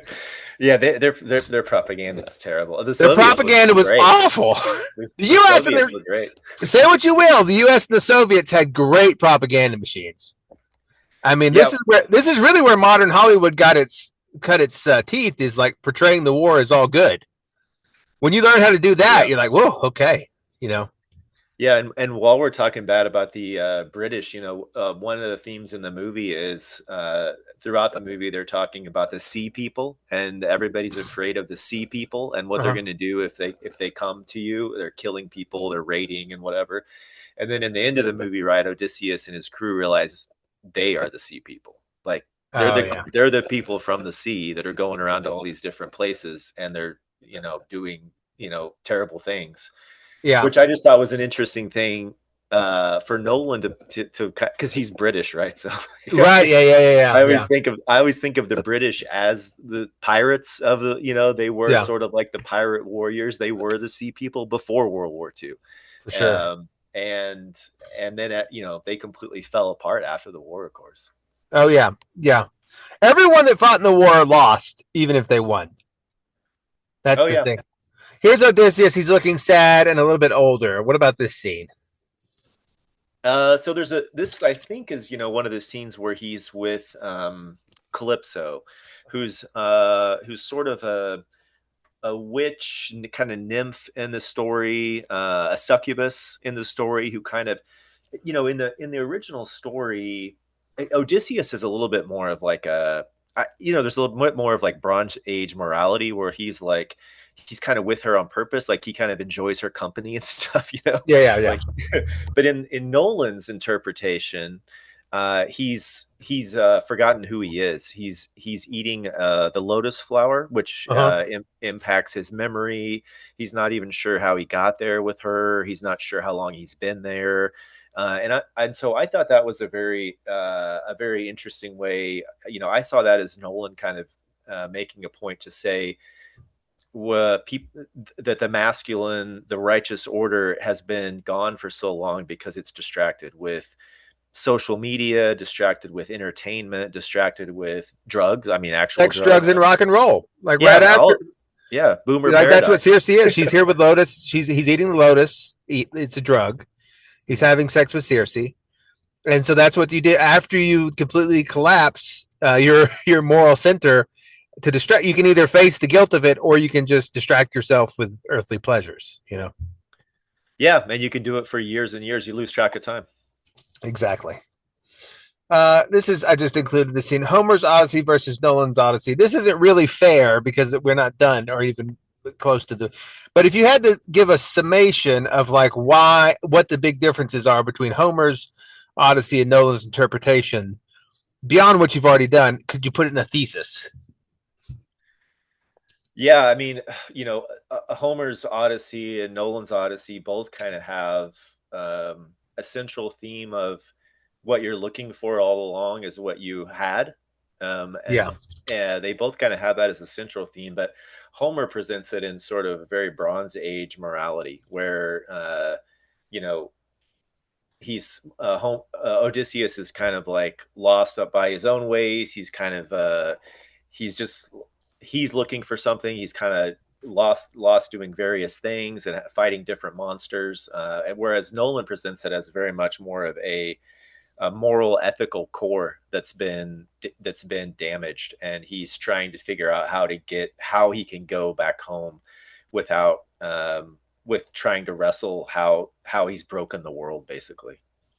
Yeah, because like there is something to this idea of like that bicameral mind stuff and people in the past not having so much of an internal ideas in life, but projecting it outward. Mm-hmm. And so I think like Odysseus, when Homer does it, it's the same thing, but like rather than experience it as internal guilt, Odysseus and Homer experiences it as I've broken the external world and it is now more difficult to work with. And that has become internalized more in modern times of like, I'm internally broken, but it's kind of the same thing. Yeah, I think it's a similar kind of idea, but it's just viewed. You're right. It's viewed from a different vantage point. Yeah, a different set of standards. Where you set the Bronze Age conception of self and where the self is different than the modern one in a way that's really hard to get your head around. But yeah. What about this scene? They are pulling, what is this they're pulling out of the ocean here? Well, I mean, they pull the Trojan horse out of the ocean. Oh, yeah. Is that the Trojan horse? It is the horse. It's from the side. Yeah. Yeah, it just looks weird from that angle. But now, why did they pull it out of the? Didn't they build it? I don't quite. Well, the tide washes in, and so when the tide washes in, right, it's partially in the water. Right. Okay. But, they're pulling it. They're pulling it out of the ocean, of course, and it's full of soldiers that are about to break Zeus's law. Right. They're about to break the central kind of like one of the central moral codes of the society. Right. It's a nice shot, though. Yeah, I mean the visuals. A lot of those visuals are just beautiful, and he used so much stuff on set. I mean, so much of it was actually built for the movie. Yeah, and the way it's shot and everything is just it all just comes across as very, very visceral and very, very real. So it's in that way. I mean, just watching it for the visuals alone, I think is very compelling. Good. Yeah. We already went over this. No cinematic direction. The UK has to get it on board. Well, I went to the UK in like 2008, and even their TV then, it was like 2008. Yeah. The first time I went to the UK, their TV then was like something that the US would have had in 1955. It was like the worst shot television show I've ever seen. They've gotten better, but another scene of them pulling it out of the ocean. Very cool. I mean, it's a good looking movie for sure. Yeah, absolutely. And then one of the where it was shot at? There was different locations. I don't remember exactly. I don't remember all the locations. Yeah. But one of the first scenes in the movie is that character Sinan, that was played by the what's her name? That turned into a boy. Elliot Page, right? Yeah. Elliot Page. It's played by her. So she is one of the very first scenes in the movie, and a lot of people were real upset about her being in the movie at all, and they felt like that was just him trying to appease Hollywood or whatever, or trying to get an award. But I mean, honestly, I don't blame. I try to think like if I was in his position, I'd be trying to appease them too, so I could get the funding and like get. Yeah. It's a Trojan horse. The movie is itself a Trojan horse. And her character in the movie is a soldier who wasn't even supposed to be selected for the war. So her character in the movie is only there because of the cowardice of another character who slips her his like lottery pick. So Yeah. she's not even supposed to be a soldier in the war. She's not even supposed to be there. And so they do present her as sort of like a heroic character who, sends the message that this is a gift from Athena, Right. the Trojan horse is a gift. But I just thought that was very interesting. Everybody was upset about it, but Nolan cast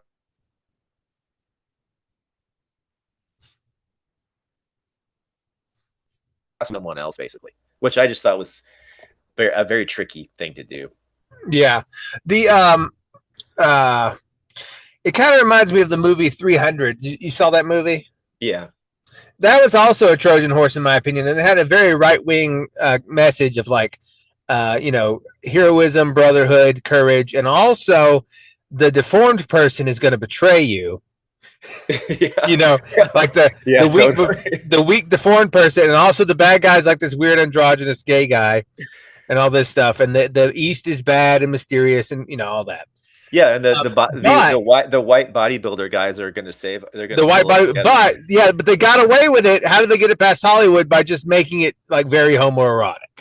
Yeah, it's like, well, what if they're like, we'll have this message, and Hollywood's like, well, it'll be a lot of like almost nude male bodies in it. Like, okay, that's how you get it past Hollywood. Similar here, like this very, in many ways, conservative message is being. He's like, well, how do I get it through? Well, I have a black Helen and then Ellen Page. Yeah. This is there's that. Was this shown in the movie? I don't know, where Odysseus throws Hector's son Astyanax off the wall. There was a shot of him throwing a lamp like off the wall, and so I don't think they didn't show the baby being thrown off the wall, but maybe that was like an allusion to that from the story. But in the movie, it was just him throwing like a torch. Okay, yeah, maybe it was meant to be an illusion because there's some pictures on here. Not in the Iliad and not in the Odyssey, but in another epic which is lost to time that we only have a few fragments of, and that we know mostly by other people writing about it. There's Hector's son is murdered as an infant after the Greeks take over the city, and it has many different interpretations about who did it. And a lot of some of them have Odysseus doing it, some of them have other people doing it.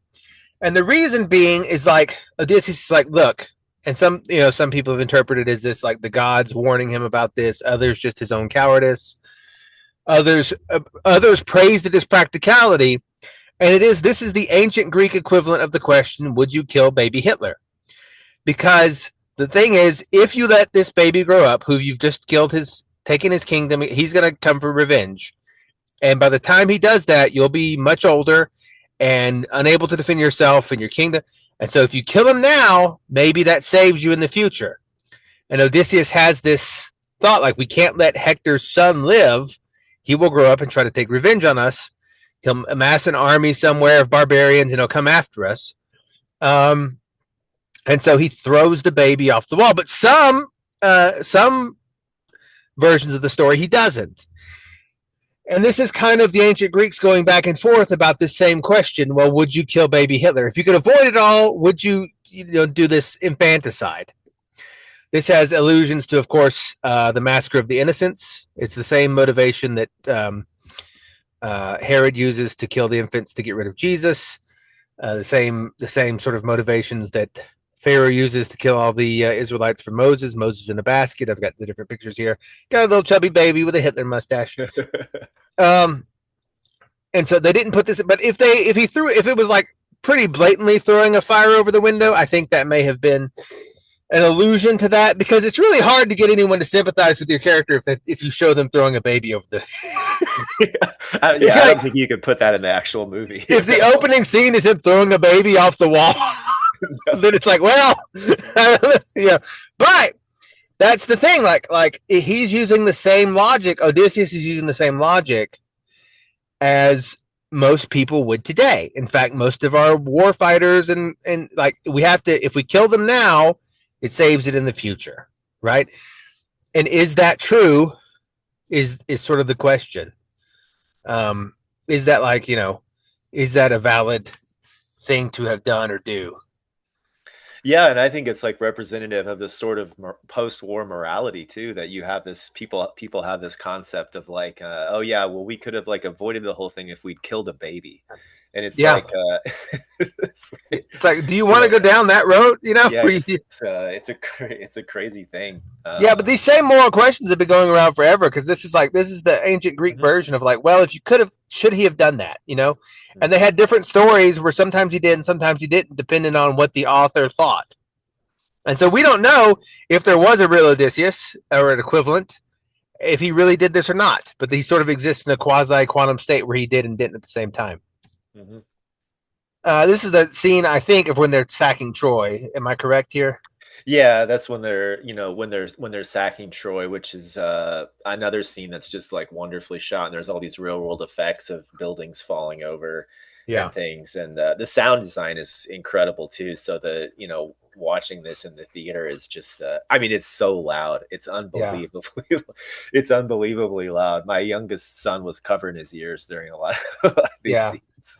I mean, I would hate these when I see a movie where they do stuff like this. I always think, oh man, the set designer, he feels like we got to get this right because I don't want to have to build this whole thing again after I just tore it down and burned it up. Yeah, you get one chance. You get one chance for some of this stuff. Yeah, you get one take. Do it right because we're knocking down a building here and setting it on fire. You better act. No one break a smile. Yeah. Ugh. And I put here, there's a picture of a Greek guy to the question of would you kill baby Hitler? And the answer is, of course, for many people, yes, because they already kill a ton of babies every year, which definitely aren't Hitler. So, of course, they kill baby Hitler. We already live in the child sacrifice cult in some way. 100%. We've already moved past the child sacrifice cult. Do not look so askance and judgmental on Odysseus, my friends. Our culture does the exact same. And that's kind of what Odysseus isn't a good guy, right? He's a guy who made mistakes and deals with them, both in Nolan's and in Homer's. Yeah, definitely. He's not a perfect hero. He's a flawed hero, for sure, in many ways. In the original, he's a bit more of like a trickster and more of like a kind of devious, devious kind of. He's a Bronze Age kind of guy. Yeah, he's a little bit of a wild character. But in fact, they give him Achilles' armor, and Ajax gets so mad about this he kills himself in one of the stories. I don't even remember that one. That's like, there's a bunch of like the Apocrypha of the Iliad, just like there's the Bible. Yeah. And some of the stories conflict, but Ajax is like, hey, me and Achilles fight honorably. Odysseus wins battles, but he does it deceitfully. Yeah. And I deserve the armor more than he does. And when they give it to Odysseus, he, in protest, just runs himself through with a sword. As you do. But yeah, I would argue also that Odysseus is kind of like David in the Bible in that he's an extremely flawed character. Like, not just murdering, the one guy and committing adultery, but also like he cut off pieces of people's bodies and brought them home in a sack. I mean, there's a lot of things to be objectionable about David's behavior. But then you look back and you look at the blowing up of Dresden or Nagasaki, and you're like, okay, well, we can't be too judgmental, What about this scene? What's going on here? It's what's his name? Matt Damon in some armor on a boat with a bow and arrow.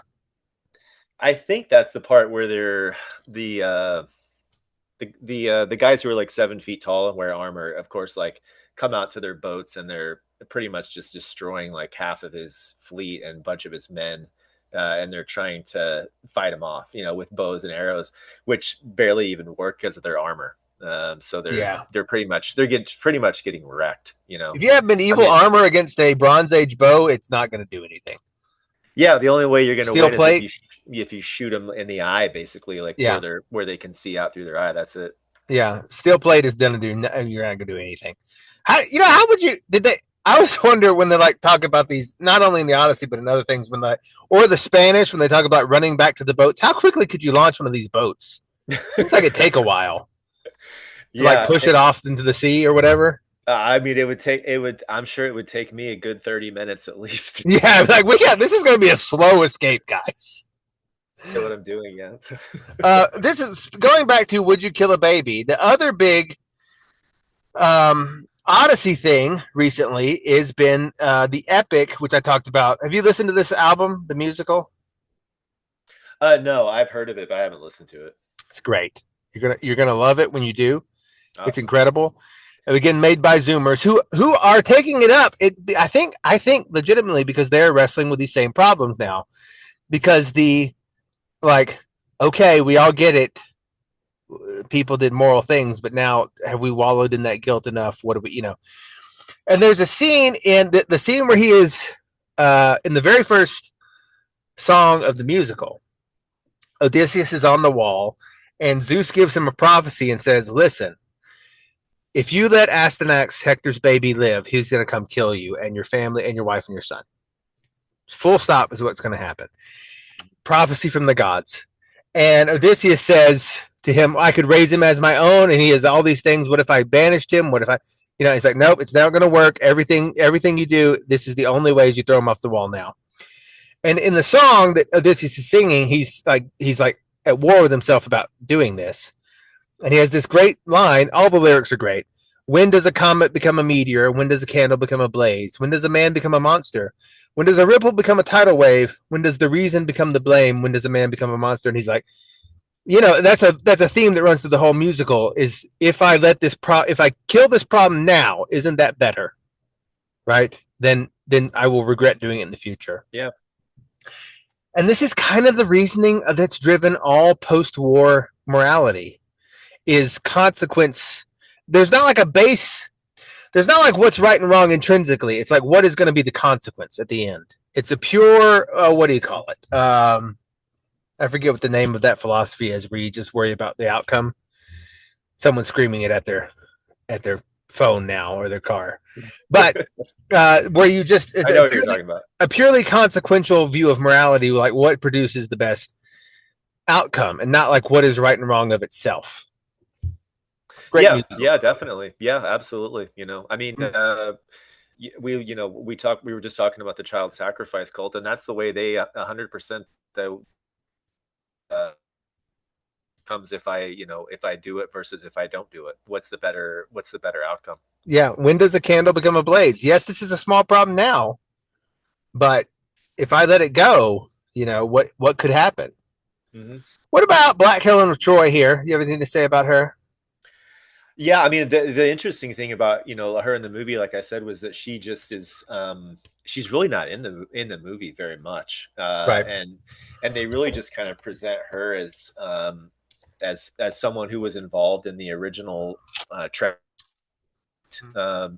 She was, being I don't quite recall how they set it up, but they just set it up as she was involved in the deceit of like going to Troy and cheating on Agamemnon's brother and all this stuff, and she's just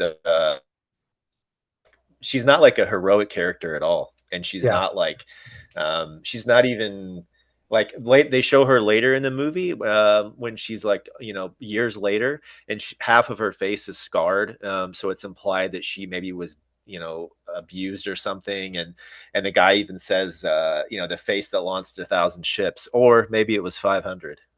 So he's like, because it's half. Yeah. She's not like, yes, because she's half her face is messed up from scars. She's very much like a flawed figure in Nolan's telling of the story. So her casting again was like not even really a big deal. Yeah, and if I were to try and stretch my metaphor of like she's the Jews being the fake reason that we go to the war, I think the Jews have also very much suffered from being being put on a pedestal as the reason this, because now they're in Israel and they have this whole guilt complex. And now they're doing genocides, and it's like, and they're not too popular now. They're super not popular, right? It's like you can't. There is no way to play these games and come out okay, no matter what side you're on. That's the big issue. This is him. This is just a collage of pictures. There's the courthouse in America. The frustration of justice or whatever, administration of justice. Some children who were watching. These are English children in World War II in a black and white photo watching bomber planes fly overhead, and some pictures of bombs and machine guns and allegedly atomic bomb, and Odysseus dropping a baby off the wall. And let's talk about Elliot Ellen Page here. Oh yeah. Why is she got a sword to his neck? Is in the movie. Well, she's there to present the gift to Troy, to the soldiers when they arrive on the beach. She's there to present the gift of the horse, and she says it's a gift of Athena left by the Greeks, and at first they don't realize who she is, and they shoot arrows at her and throw a spear through her. So she's like dead. She's like dead instantly, but as she's dying, she tells them, this is a gift of Athena or whatever. I see. So, I see. Yeah. So really, the transgender character he kills instantaneously. Yeah, totally useless on the battlefield, as you would expect from a 5-foot-tall woman on the battlefield. Just not very useful. I mean, she does get the message relayed, I guess, so that's something. That's something. Good job. Through, but outside of that, I mean, I even think it's kind of funny that like he showed her running in that one part. It's like her the way she runs is so obviously like female. And not just female, but like unathletic female. She looks like she's stumbling, kind of falling, and like catching herself instead of running, And it's just, I don't know. I thought it was, that he picked her for that part. I thought was very interesting. Well, at least she delivered the message. We all have to play our role. Yeah, and he'll probably get an award now. I mean, I'm putting her in the movie. He'll probably, he'll definitely get an award for casting. So. This is going back to this is another bit of lyrics from another song in the epic movie, and I think it ties in well because he's in the underworld. This is when he goes to the underworld, and Odysseus is realizing it's kind of what you said. We're the sea people. He said the lyrics go. There's some pictures. There's a hoplite, and it says, "What if I'm the problem?" on his shield. And they're surrounded by some books of social justice, The White Problem, What's the Matter with White People by Joan Walsh, How to Destroy Western Civilizations, and other ideas from the cultural abyss, and all these woke stuff. And Odysseus sings the song in the underworld, I'm surrounded by the souls of those I've lost. I'm the only one whose line I haven't crossed. What if the greatest threat we'll find across the sea is me? What if I'm the monster? What if I'm in the wrong? What if I'm the problem that's been hiding all along? What if I'm the one who killed you every time I caved to guilt? What if I've been far too kind to foes, but a monster to ourselves? What if I'm the monster? And so Odysseus is wrestling with, in various ways, he's like, what if I've been the monster because I've been not ruthless enough or too ruthless? What if the whole issue here is me? And I think that you can say, both in Nolan's movie and in Homer's Odyssey, honestly, and in Epic the Musical, the same theme of Western civilization fighting World War II, and then in the aftermath, looking back and saying, what if it was me? What if I'm the issue? And that's where all this guilt comes from, and why people can be so easily guilted and manipulated is like a lot of them for no reason, because they look back at history, World War II specifically, and say, we'll blow up half the world. What if we're the problem?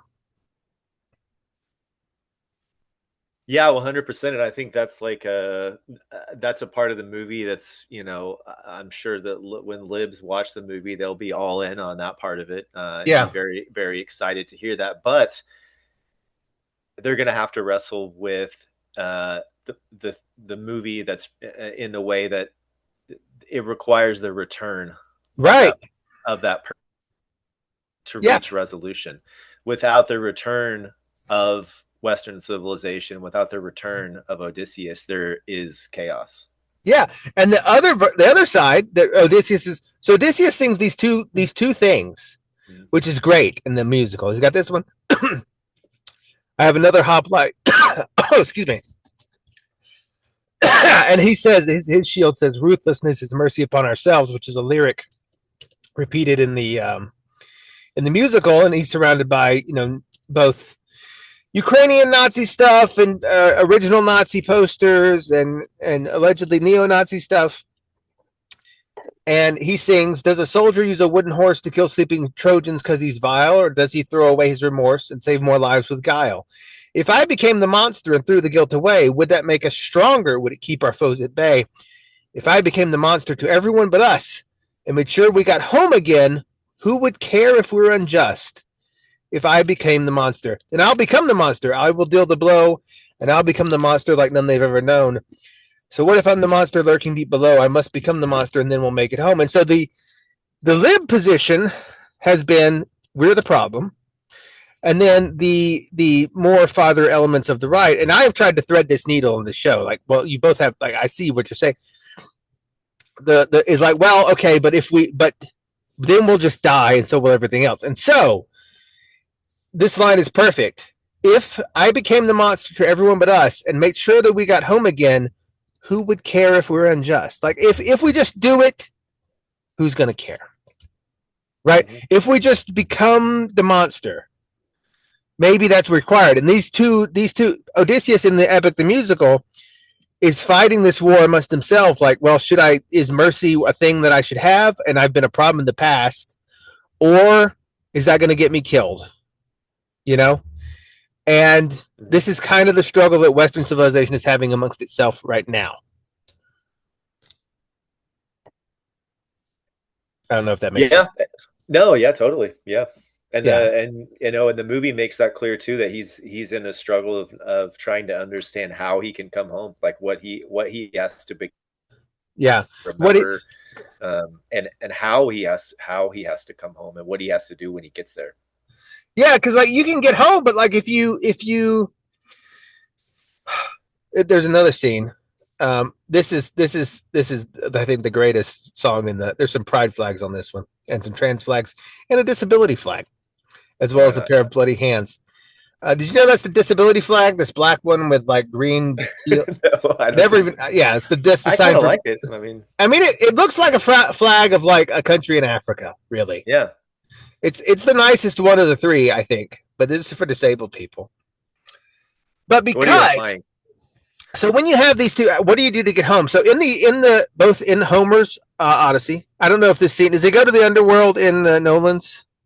Yeah, there is a scene where he goes to the underworld. Does he meet the prophet Tiresias? Yeah, I mean, I'm trying to remember. I will, to be totally honest, that was part of that scene was my bathroom break. So. Okay, that's fine. That's fine. How long is this movie? Is it a long movie? It's like 3 hours. Okay, yeah. Yeah. So I missed some of that. Okay, so in the reason I have these pride flags up here is so okay. In Homer's Odyssey, he goes to the underworld to try and because he's told there's a prophet there, Tiresias, he was a prophet in life, but now he's dead, who can tell him how to get back home. And Tiresias is in another myth of Greek mythology, is famously he saw two snakes mating, and he hit them with a stick for some reason to stop them. I don't know why. And as punishment for this, Hera, Hera, Zeus's wife, curses him, turns him into a woman for 7 years, and then turns him back later. But he's also blind later in life. So he's disabled, and he's kind of a trans and then a detransitioner character. Not voluntarily, but just because it happened. And so the prophet, and this is the kind of thing, these symbols reoccur. I'm kind of doing a Jonathan Peugeot thing, but I'm doing it better. These symbols just reoccur, like the prophet, because Tiresias, they go down and he sees Tiresias in the song, and Tiresias sings, I see a song of pastoral romance. I see the sacrifice of man. I see portrayals of betrayal and a brother's final stand. I see you on the brink of death. I see you draw your final breath. I see a man who gets to make it home alive, but it's no longer you. I see your palace covered in red, faces of men who've had long believed you're dead. I see your wife with a man who is haunting, a man with a trail of bodies, and then Odysseus screams at Tiresias, who, And then Tiresias continues, I see a man who makes it home alive, but it's no longer you. And so Odysseus thinks that he is someone else gets home, but what Tiresias ends up saying what you figure out at the end of the thing is you're going to get home, but the person that you become by doing so, you're not yourself anymore. And so like this, the question, and this is why people, they bring up in the politics area, like, this is not who we are. They say that phrase a lot because like no one has the creative imagination to figure out like, okay, the leftist thing of like just lay down and die isn't going to work. But then this other thing of like just be ruthless and kill everybody also seems like it may work in the sense that we get quote unquote home again, but then you're not going to you lose yourself in the process, and Penelope doesn't recognize you anymore. And so how do you thread that? Because like, and it's appropriate. It is appropriate that it's given, this prophecy is given by a trans blind person, because like, yes, LGBT ideology is a big problem running wild, but like, you don't want to like kill them. I don't think anyone actually wants to kill them, or like, we don't want to do them harm, but like, you got to rein it in somehow. But like, all anyone knows how to do is like, the only option that people seem to be able to come up with is like, well, I guess we just kill everybody, or we roll over and die. It's like, surely there's another option. But in the Odyssey, there isn't another option given. And that's sort of like no one is able to figure out like, well, you got to take one of those two paths. And then when he gets back home in the epic, the musical, he sings to her this song, I am not your kind and gentle husband. I am not the man you knew before. Would you fall in love with me again? And so like, what do you become after victory? I've got a cross here. It's kind of broken. And there's a Mjolnir's hammer, all this neo-paganism stuff, tearing down the churches. Like, and people say, well, that's happening under leftism anyway. Yeah, I know, but it also happens. There has to be a different solution. You have to be able to thread the needle between these two fighters, I think. I don't know. Yep. Does that make any sense? Yep. And what do you think we can do about that? Yeah, I mean, I do. It makes total sense to me. I do think there's a certain needle that has to be threaded in order to find the way home, in order to restore vitality and restore a new vision to Western civilization. In the movie, one of the, I think, challenges that Nolan gives literally in the movie is that he talks about Zeus's law being violated, and that a lot of the way strangers interact has been broken in the movie. Like, you see that when he lands at different places and his meeting with strangers doesn't go well. Like, there's instant violence or distrust. And it's this idea that like the moral code has been broken and now it's like spreading everywhere. But I think that's even a challenge. Like, you're talking about, like, what do we do now? We're just totally ruthless and we'll just, rule the world with an iron fist. But even, in the movie, Nolan, kind of reminds everyone that literally, like, openness to strangers and being welcoming to strangers is something that Western civilization traditionally prided itself on. Exactly. Yeah. Like one of the things Western civilization prides itself on, and should, is that people that are in weird situations don't have to worry about being murdered, or stoned. I think that's good. And that that people that aren't, the dominant ethnicity don't feel like they're going to be subject to a pogrom.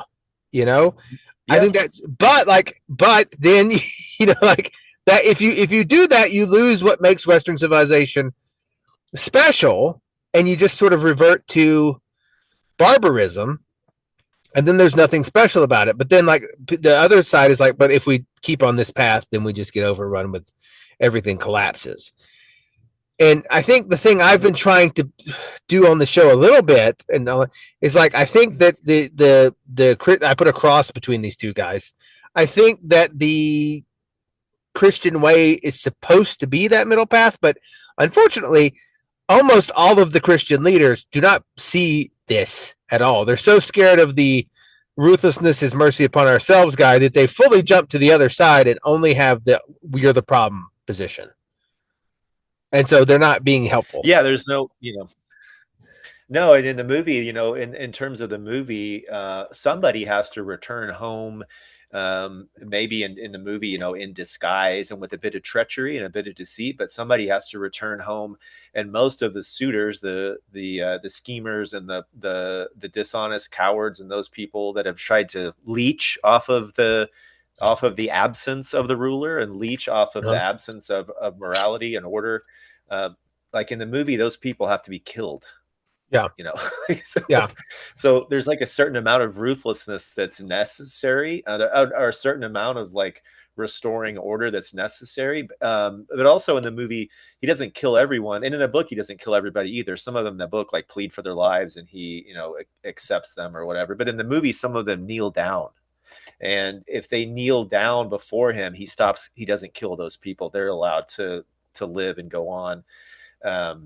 And then he goes with his wife into exile, and his wife, is sort of like a very honorable character in the movie because she's like the obedient wife, the loyal wife, who never was, never cheated on him or anything. But then, so he goes into exile, but his son is now the heir. His son is now the ruler, and his son brings vitality and life and energy back to civilization. Yeah. So yeah, I mean, I think it's a very interesting idea. I think, I thought the movie was great for all those themes, and like you said, trying to thread the needle of how do you deal with what's happened, but also forge a path forward. Yeah, like because like if you just go ruthlessness, is mercy upon ourselves. Like okay, but then you're just Saudi Arabia. You've got slaves and you're throwing people off roofs, or you're China with a big concentration camp of Uyghurs, and you're like, everything that you love about Western civilization and that makes it good is no longer there, right? And so you've lost yourself. Yeah. But and so I like this is why if anyone ever says, "Oh, this is it," this is not the Odyssey and the Iliad isn't like your story because you're like Germanic or French or whatever, not Greek. It's like no, it is because we're the only people that actually use it as like almost a holy text to draw moral guidance from. And yeah. We're the only ones that do that because it does apply to us. But this is it's an eternal problem. It's like how do you deal with war's got to be fought sometimes, but then how do you retain yourself in the middle of those? And I think that what Christianity is supposed to be and the way of Christ is supposed to be is the middle way that answers that problem. But like I said, unfortunately, almost all Christian leaders today lack the ability to see or articulate that. So it's not looking the best. Yeah.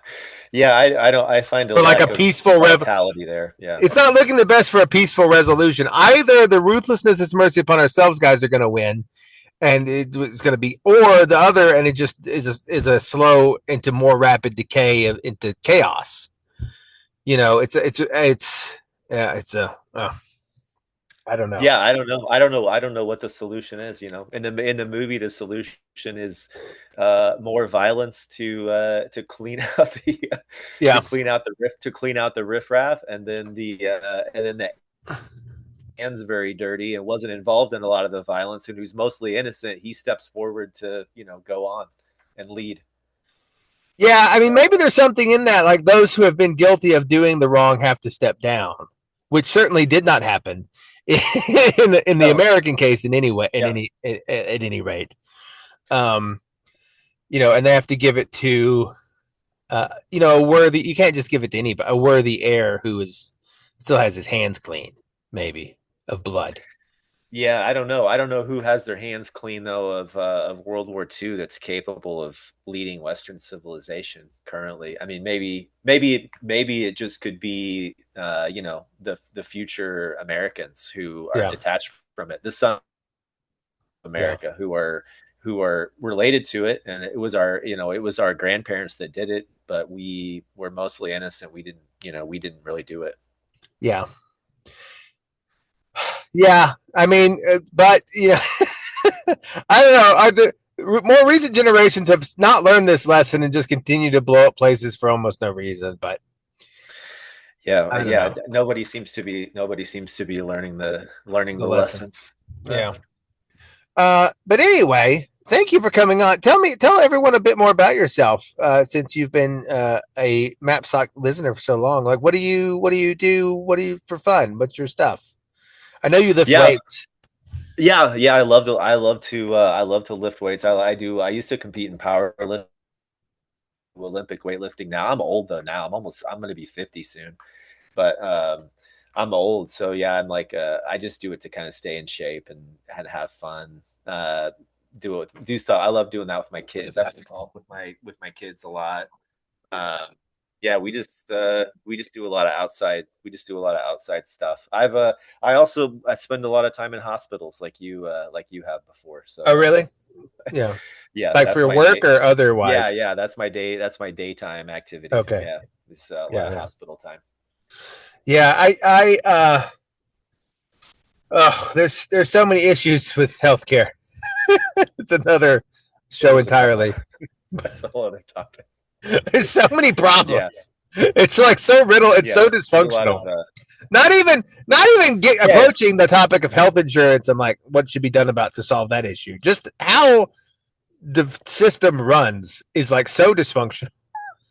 Oh, it's the ultimate like scale system. It's it's the ultimate how things at scale break. And nothing works anymore. Well, except that there's more and more people that they're involved with it and work for it all the time. Like the number of like what percentage of the economy now is like part of healthcare? It's like a huge number of people. It's insane. It's insane, and most of them are not doctors or nurses. They're like managerials and people managing money and CEOs and stuff. Oh yeah, totally. It's crazy.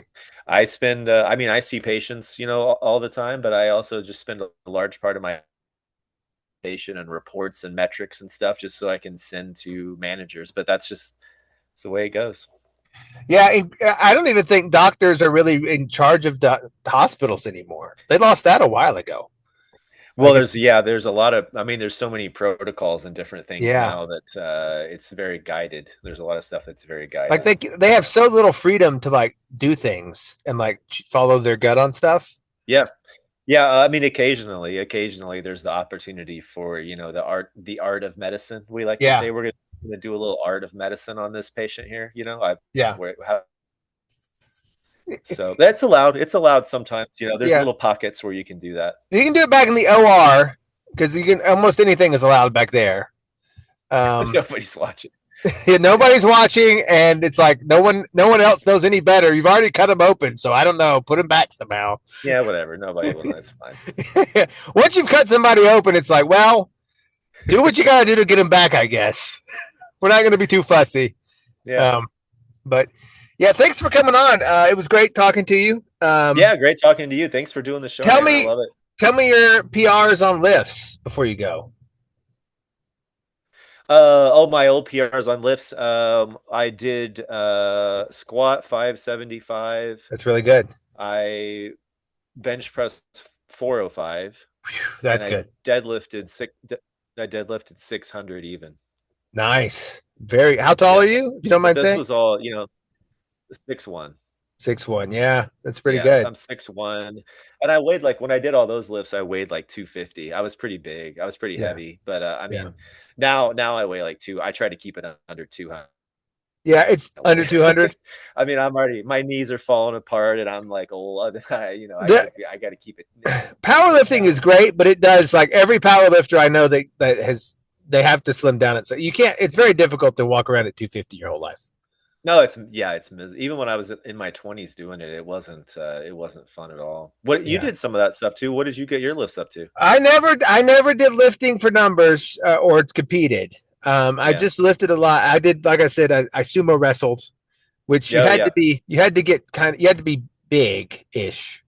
But I never love sumo wrestling. I don't know what I'm doing with it, but I love You gotta go. You gotta go. We'll go together. You want to go to the next one in California? Yeah, let's go. Let's go. Yeah, And let's you go. compete. I'd be I don't know down. about me. I messed up my knee at the last one, but You sound like me. I'm like, well, I got a bad knee. I don't know. That one knee, I'm not sure about it. I broke my knee so hard, everyone went, ah! Oh, really? Yeah. Everyone in the crowd went, ah! But now it's better, but I don't want to risk it again. But it's very fun. And I think you would enjoy competing. Yeah. Yeah. But yeah, I would love to go. I would love to just go watch it in person. Yeah, it's good. It's good. Okay. Until next time, sir. Thank you for doing this. Yeah, thank you. It was great. I'm happy to do it. Yeah, thanks for doing the show. Okay, excellent. All right, we'll talk to you later, man. Talk to you later. Bye. Bye-bye.